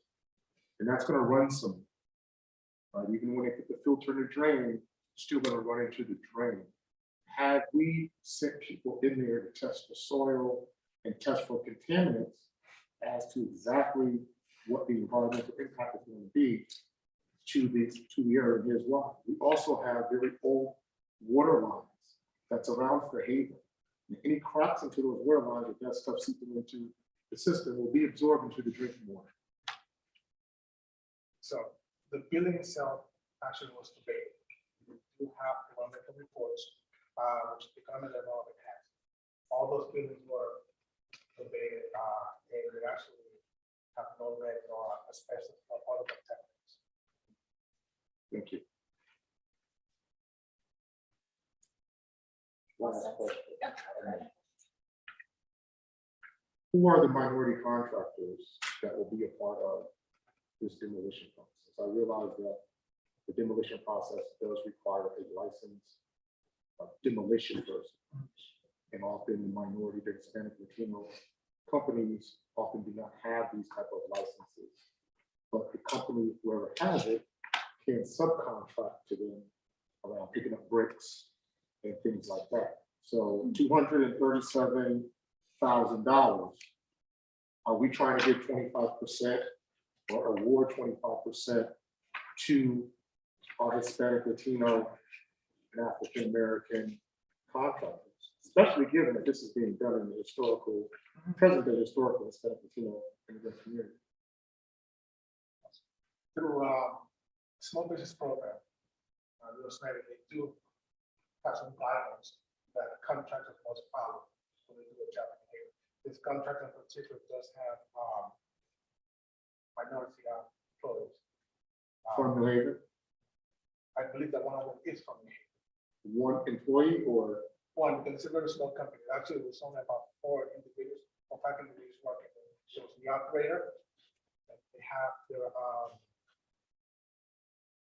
individuals that were segregating, separating brick, wood, and metal, and one of them was Hispanic. and here's the reason I say this now. Maybe you'll be the first one to hear it. But you know, like I'm losing patience for the amount of money that's coming into the city. I'm losing patience for the amount of money that's coming into the city and not going into the households of our community. I'm losing patience for the amount of money that's coming into our Black, Hispanic, Latino communities and our working class communities. And the very people who are sitting in those communities with OSHA 10s and OSHA 30s are watching things get built, demolished, and they're not getting to pay their rent. So I'm familiar with the small developer contractor program. I'm also familiar with a common statement. We made the best case effort and we did everything we could. But I'm hearing you say, hey, this is an emergency. And we just took it upon ourselves and we awarded somebody some money. Then we awarded them a contract versus contract, which they then continued to bill us up to $38,000. And they didn't have to go through a process. That was somebody using their discretion. All right. So what I would like to see with this $237,000 for, I'm going to approve it, is I want some discretion used for our Black, Hispanic, and Latino residents. And I need to see that. I need a commitment to that discretion being used so that they can be a part. Not only is this building historical for you, and it pulls on your heartstrings as a person with building expertise, and I guess you would say knowledge. That building also means something to somebody who's in that community that's lived there for 40 years, 30 years, and grew up there. It has a special meaning for them too. So they should have a part in the transition of that community. And I think if we do not do that, if we don't use our discretion to do that, not only do we fail at the very job that we were put in place to do, we also fail our residents and the philosophies of the city. So I'm a rest there. Thank you for being patient. My questions, Madam Chair, thank you. Thank you. I just want to remind, so the procurement that's before us is actually for the buildings that have already been demolished. I'm going to assume that the reference you made is if the building that is being secured now, Correct. that for future, Correct. they need to consider Correct. that. Okay, thank you, sir. So.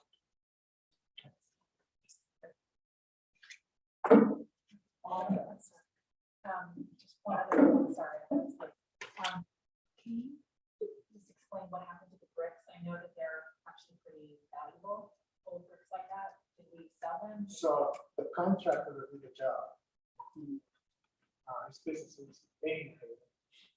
He was able to salvage the bricks, and he's plans how to build, to utilize the brick to build small structure for his business.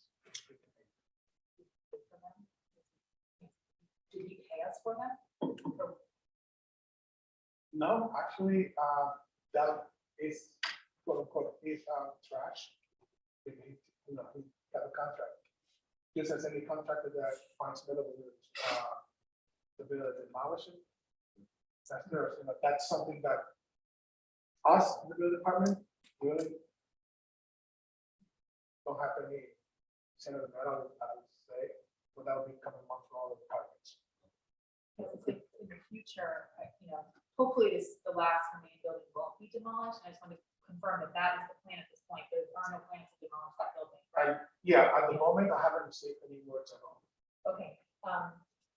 So whether it's this or something else, I think it would be ideal for the bricks to be conserved, to be used in a structure in New Haven that's part of preserving our history in some way. So I think going forward, it would be useful to consider that. And I will tell you this, many years ago, I worked with that kind of deal park. Enjoy Ford, and I mentioned today, actually, it was this building that, the city was thinking about demolishing of the buildings, was to demolish the building, clean the brick, and reuse the brick in that site. But no, time had changed. It's pretty important. Anything can be put in a contract, so if there's future contracts for buildings that are historic, we should look at putting in a clause. that we can keep the- Yeah, the family. The old boathouse, all Yes. those are reused, and the new ones, so it's too bad that we won't have those for whatever reason. Got sign on demo of historic buildings. So my understanding is that Jim Tercio, as a building official, is the only person who signs off. Is that correct? And is that your understanding of best practice, sort of just generally? I mean, The state building code says that the official have the authority to sign off on any structure that is considered. my understanding is that in other places, when it's a historic building, there's other sign-offs, historic, district commission, other things in plus. So just wondering if you're aware of that as a precedent elsewhere. Yeah. Thank So you. we're behind the time, I'm sorry, Madam Chair.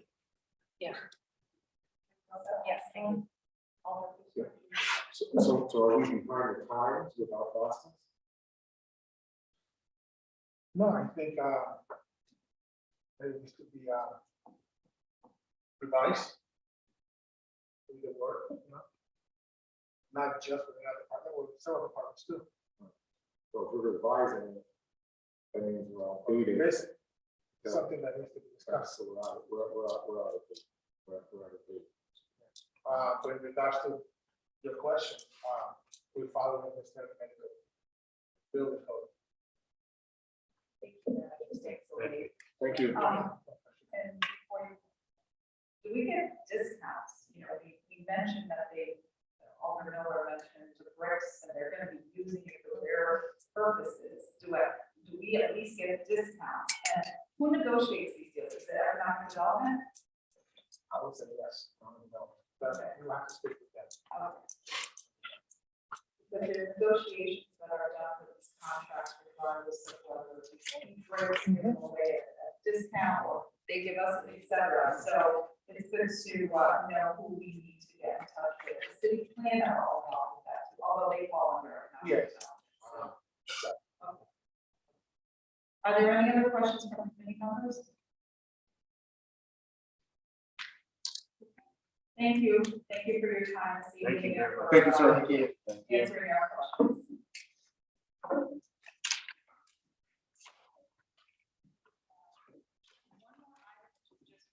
Consideration, and that item is going to be, well, we can vote to discharge it from committee because we did not get this grant. Yes, so we applied for it, and unfortunately, we did not get it, so we can discharge it from committee. You know what, we'll get there, when we go to item number 4, we'll make that motion. Are there any questions regarding item 4? Clear, right? Okay. Are there any questions from the public? Actually, is there anyone from the public who would like to testify regarding item number 3 and 4? Anyone from the public that would like to testify regarding item 3 and 4? For a third time, anyone from the public that would like to testify regarding items 3 and 4? Seeing no one? Madam Chair, I All move in to favor? please close the public portion again. Second. Okay, the motion has been made and seconded to close the public portion. All in favor of closing the public portion, please say yea. Yay. Any nays? Abstentions? The yeas have it. The public portion is officially closed. Do I hear a motion to move item number 1? I make a motion to move item number 1, Madam Chair. Do I hear a second? Second. The item has been moved and seconded. Any discussion on item number 1? Alderman Miller. Thank you, Madam Chair. I think we should move to read file. Thank you. Any discussion, any further discussion? Yes, I think that,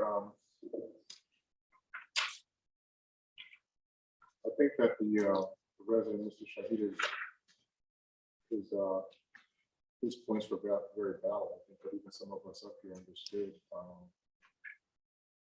really serious discrepancies between this, whether it be the pipe safe program or how water is interpreted. And I actually think that I would like to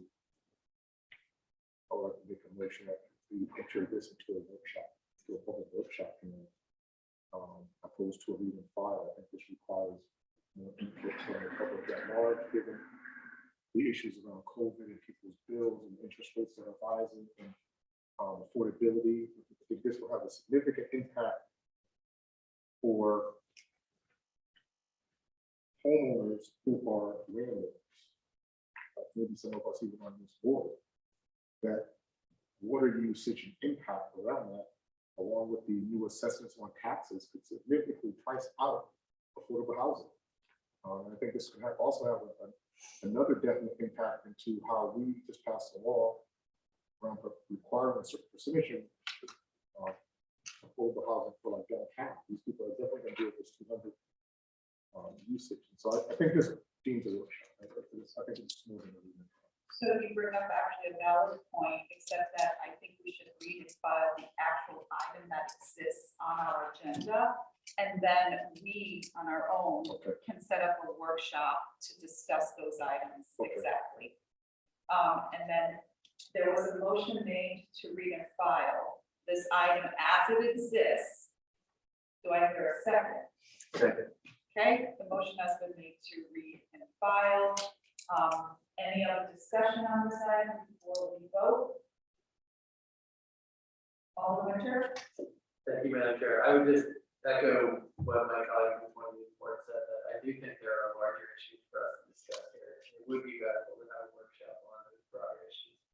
But like you said, we should with this particular item, read about. Thank you, Madam Chair. Thank you, Alderman Winter. Any other discussion? Okay, so we'll take a vote to read and file item 1 as it exists. Everyone in favor of read and filing item 1, please say yay. Yay. Any nays? Abstentions? Okay, the yeas have it. We will read and file item 1. Do I hear a motion to move item number 2? Make a motion to move on to Madam Chair. Second. The item has been moved and seconded. Any discussion on item 2? Go ahead. Yes, Madam Chair. So the issue that I have with this is I'm proposing that we first off take out perpetuity in terms of the maintenance of these streets. So therefore I'm proposing an amendment, and this is why. Housing Authority has, it's already been made clear, has this budgeted for cost. Again, when we look to page 20 for the financial impact statement around this particular item that was submitted with this packet, there is nothing in here around cost. There's nothing in here under the general special bond. There's nothing in here under the asterisk for comments. So there is no financials that have been presented. And I recognize even that they may, for our side as a city, may say, hey, well, this is an assumptive cost and it works into an area that we have as maybe Florida income or Florida costs. But at the bare minimum, I think that the financial impact should have at least included what it's cost to housing so that we can have all of the information. To enter into something that says the perpetual cost of maintenance without even having a projected number, knowing that we're going to go into our next budget cycle in a year, potentially in red, we don't have no place to get money from. We don't even know if this is grantable to be covered in a grant. I'm just not comfortable with it. I'm not in that much of a desire to acquire the ownership of these streets that's already being maintained, because they're not being maintained by us. So somebody's trying to give us a bit. And so that's my concern. Either I'm proposing that either we have this amended from it being perpetual maintenance, or that it goes back and be tabled and have them come back with the financials. So let me, maybe Mr. Lucas or anyone can help us with, because this is also under section 27-154B of the New Haven Code of Ordinances. How will this amendment affect that? Or will it? Can we make this amendment? And without it coming back to us as a liability? Because this is a New Haven ordinance. These are city streets. So I don't know, and I'll let Alice speak to this as well, but I do not know of any city streets, well, let me phrase it this way, any streets in the city of New Haven that New Haven is not responsible for. I know other, possible counties and cities are set up differently, but I don't think they exist in Connecticut. Whereas, you set up a homeowners association. I think in Connecticut you might see condominiums. But, these are cities, this is not the case here. And this development, it's the housing authority, it's the housing authority of New Haven. So no matter what, they are a property of the city and we are responsible for maintaining it. Is that Yeah. And what we do with all of the authority of the New Haven properties? That's my understanding. My understanding from Giovanni, and I misunderstood him incorrectly, but my understanding is, and this process happened because there was, an older street there and the developer came in and built this new development for the housing authority. But my understanding from Giovanni is that he does believe the city was plowing them. Now, I might have misunderstood him incorrectly, but otherwise they're new, so they have not needed a lot of work, nor does he expect them to need a lot of work for the next 20 years because they're new. And I also, actually asked that question. they're not traveling a lot because it's in a residential.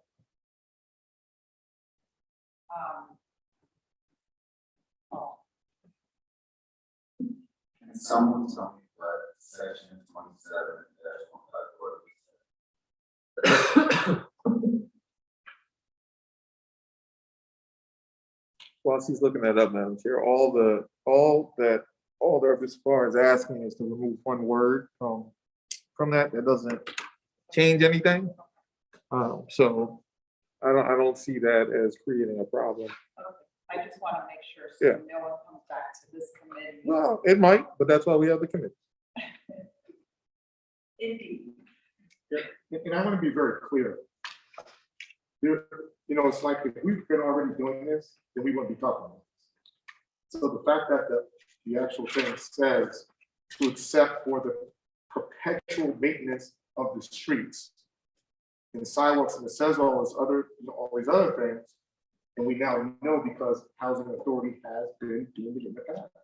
And housing authority has had money to do it. So and I do understand how housing authority is a part of the name. So if somebody was telling me that housing authority has been doing this for $40,000 a year, and we're going to remove that $40,000 line item budget from housing authority, it will be moved over to our general budget, then it would be a dispersement to the different divisions or stay in the general budget, then I would be much more comfortable than with going with perpetual. But minus that, we are going to incur a cost because somebody else has been incurring costs to do it. Okay, so the only word, so we keep it as is and just remove perpetual, is that your amendment? Remove the word perpetual. With, and have the financials. And I would like to see the financials from housing authority attached to this. The financials of what they use to take care of it. So that doesn't need to be an amendment. That's just a request. That's a request that you can request through the chair and get that information, but for now, just for clarification, Yes. just remove the word perpetual. Correct. Yes, All the windows are- all the winter. Well, we can see if someone wants the second election, but I have a comment. Or do you want to comment before we second? Sure, whatever. I think that my reading of this item, we could certainly get more information, that the city has already agreed to accept perpetual maintenance of the streets. That's what the letter says. The agreement is not in our packet, but it does say per the original agreement years ago with the housing authority and their development, the city is accepting perpetual maintenance responsibility. What I understood that agreement, and maybe we ought to get our agreement, is that the housing authority built these streets with an agreement with the city that once the streets were built to the specifications of the city would take over maintenance. I don't think it's, and that maintenance would be perpetual. It would be for some definite period of time. It would be indefinite, just like all of our other streets. These streets are New Haven residents who have moved into these buildings with the expectation that they're going to be receiving services just like any other residents. And I think removing the word perpetual is just going to cause us headaches because we're going to get into some squabble with the housing authority over this agreement we've already signed. But maybe it makes sense to not move on the item now and have the language of the agreement brought before us. I think that's probably not necessary though, because I think these residents ought to be treated the same as other residents in other parts of the city. I guess the last thing I'd say is like the whereas, or no, the whereas clauses refer to the various departments that have come and looked at the improvements that have been made to make sure that they meet city standards. So it's not like we were, I think that's my reading of why now we are accepting them. We agreed to accept them. Now we are moving to actually make the acceptance because we've had a chance to say, the streetlights are where they're supposed to be, curbs are in such a height, the streets are graded, whatever other things that a city street has versus some private driveway which could be constructed in whatever manner a private individual would like. Thank you. Yes. So I looked up the ordinance. It's very short, so I'll just read it. Upon completion of all public improvements in accordance with the approved site plan, the city engineer shall petition the Board of Aldermen to accept the street for perpetual maintenance.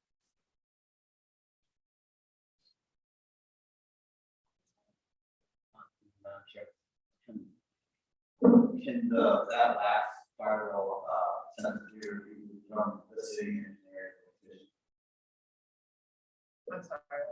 Could you repeat just the last, you can either read it in full again, if you wouldn't mind, or just repeat the last part where it says the city engineer will petition.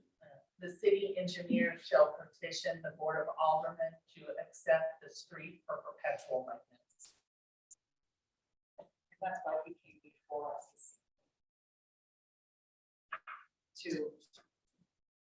Right, so here's my point. My point is, this is not all said and done. The petition means that they have to come before past conditions change on both internally and externally. I just maintain my point, and I would agree with some parts of my colleague, all the winters, he says, they're New Haven residents, and they should be treated as such and given the fair opportunity. But I do want to remind my colleagues on this board, so are many of our young students and grad students that live in places like East Rock and other areas of the city, that their properties, outside of their properties, are maintained by Yale services and other things, which gives them more expedient and a different level of care than other people in the city. We're talking about snow removals. That's one of the biggest complaints in many communities, especially when we start getting into low income or challenging economic communities. Their trash removal, all of these other issues that we know that we're always clamoring, these are the things that we need. So I'm not so comfortable with just going with, we're supposed to take care of the streets. And if I had in front of me a complete packet, and I'm going by the packet, there's a page in here that says financial impact. It is incomplete. So I will just rest on the fact that the submission packet, according to how it's presented to this committee, is incomplete. They did not finish the application for their petition in order to make their petition be one in which we can make a decision around it. So I'm comfortable with withdrawing the word perpetual and leaving this as it is. But I am not comfortable with even touching this. Therefore, if the packet is not complete, and we do not have the financials at the bare minimum, what the housing authority has spent, because they did a scope of cost for them to take care of it until we got it. Our budget is already set for this year. I would beg to differ that city services has included the cost of these streets for this upcoming year in the operation. That's my point.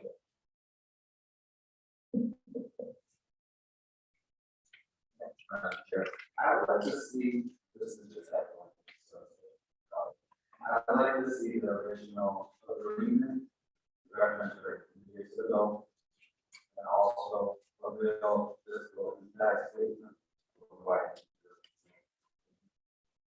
So the fiscal impact statement has been requested and noted, and your other request will also.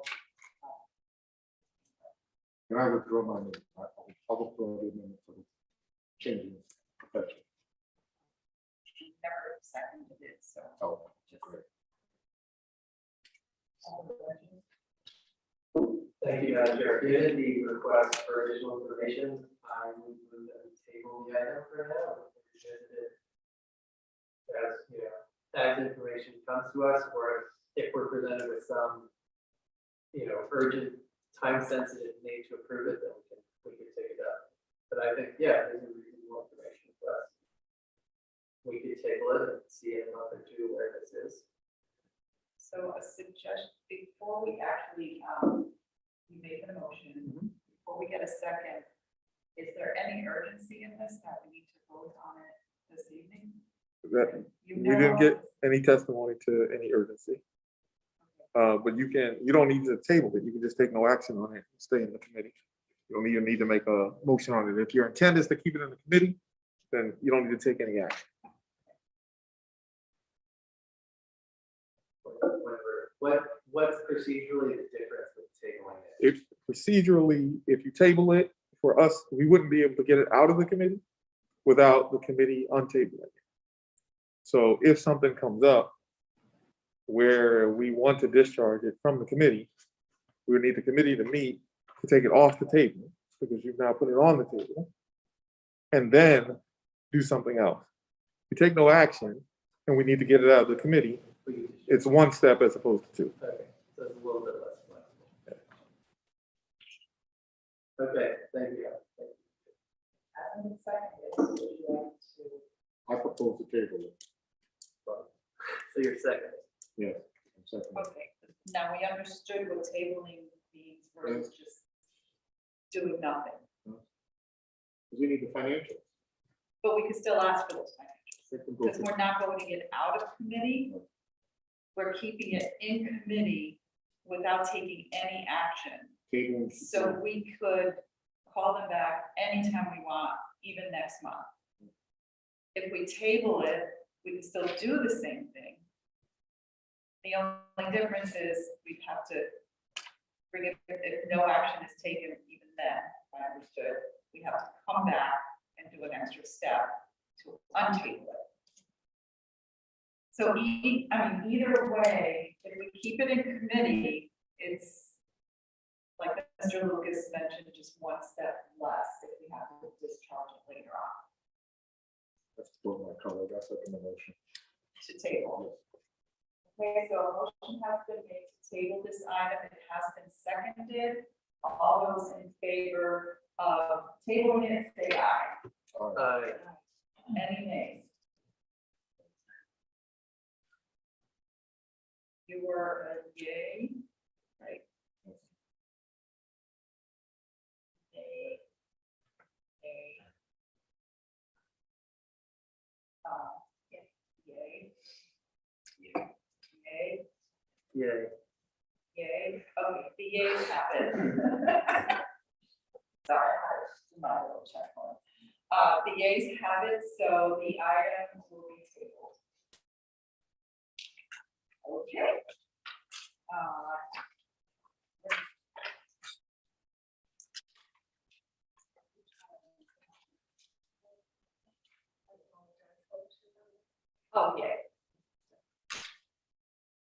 Okay, so that was item number 2. Do I hear a motion to remove item 3? I'm just gonna make a motion to move item 2. Item has been moved and seconded. Any discussion on item number 3? And this is regarding the procurement. My question is, what does our vote do on this? So say we vote no, what does that mean? I mean, the money's been spent, the work's been done, what are we actually voting on?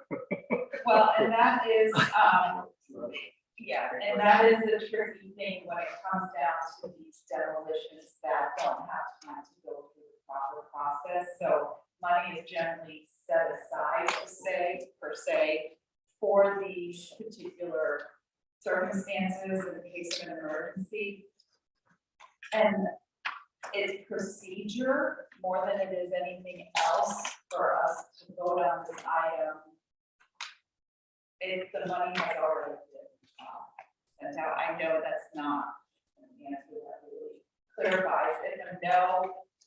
If a majority of our committee votes no, it probably just sends a message to say you need to come to us before anything happens. It's not gonna, there's no financial implications. for voting no. Not at this level, no. Right. What'll happen is if the committee were to offer it leave to withdraw, you're gonna create a bureaucratic problem later on, because now you have an unauthorized expense for a city service that was required, deemed by the city officials to be necessary. So worst case scenario, we could end up in litigation for that. But other than that, it is what it is. I mean, you will have the opportunity on the floor to make whatever comments and statements you want. If you're trying to send a message, the time to do that is in discussion now and then on the floor. Yeah, I think there are so many questions around this, around the bricks, around whether it was appropriate to get more bids or not for the shoring, and about the ongoing maintenance costs, that I would be in support of doing something to send a statement that there were real questions around how this was done and that we want those addressed.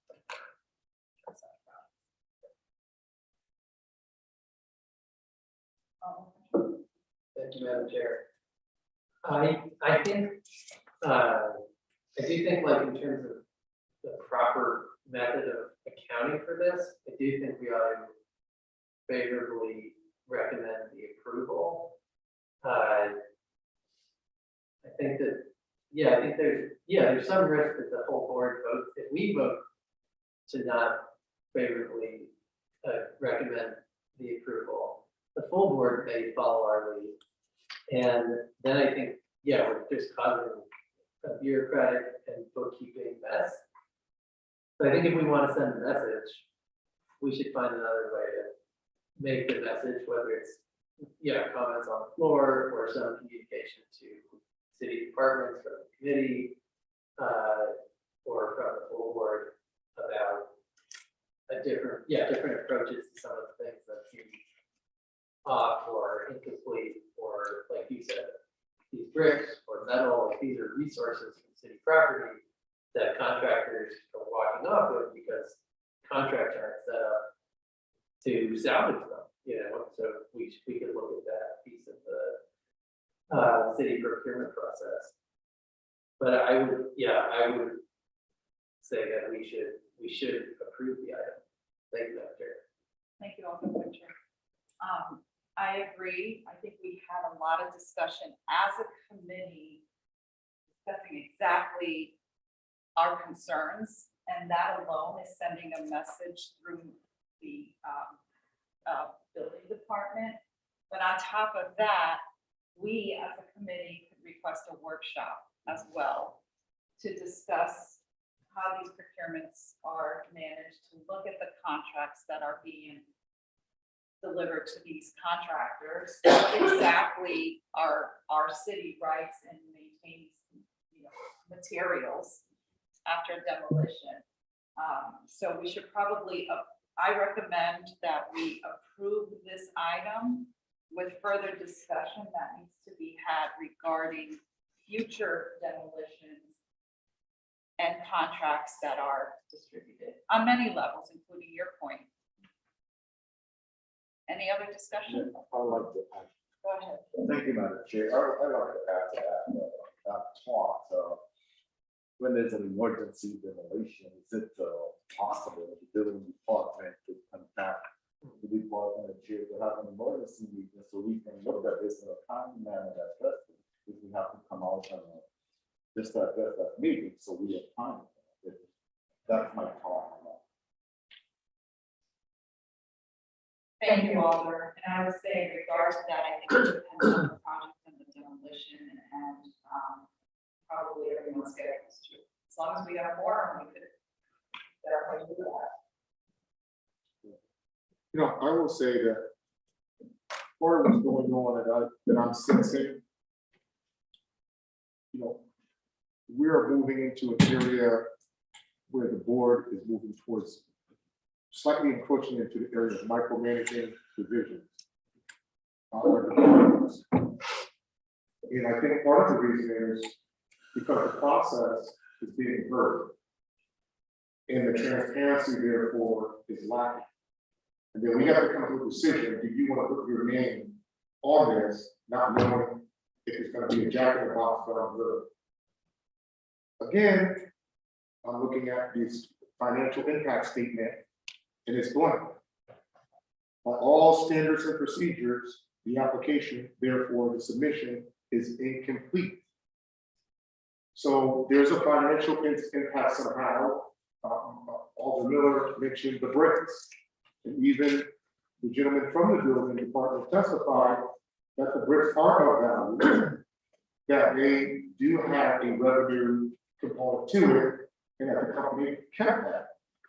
So something's going wrong in our departments, that something's being missing. He also testified that the process of condemning these buildings, the sign off, though it does meet the state standard, is he used the words revised, I use the words outdated, and I will implement a title that we often use in the name as best practices. So the question becomes, are we even following best practices? So I'm in agreement with my colleagues to move this item, doing business as a construction person, we would get to definitely, if they've got equipment in there and this goes bad, they evaluate the equipment, basic, they want to use it on another project, we can get really put on the hook for this. The other thing that I'm not comfortable with that is stated, well, they have equipment in there, we're not going to let them back in the building. And when it gets demolished, we'll just replace the cost. Well, I can guarantee you the cost of that equipment in there is not $3,000 a month. They get to now put the cost on it because this is not Kevin Blue. So again, we have to remove this component that I see, you know, as this, you know, it's just like people not doing their homework, if you will. This is taxpayers' money. It does have an end date. And folks have to do their homework to make sure. So I'm in agreement with moving it. I know we're at now a second workshop proposal. Maybe we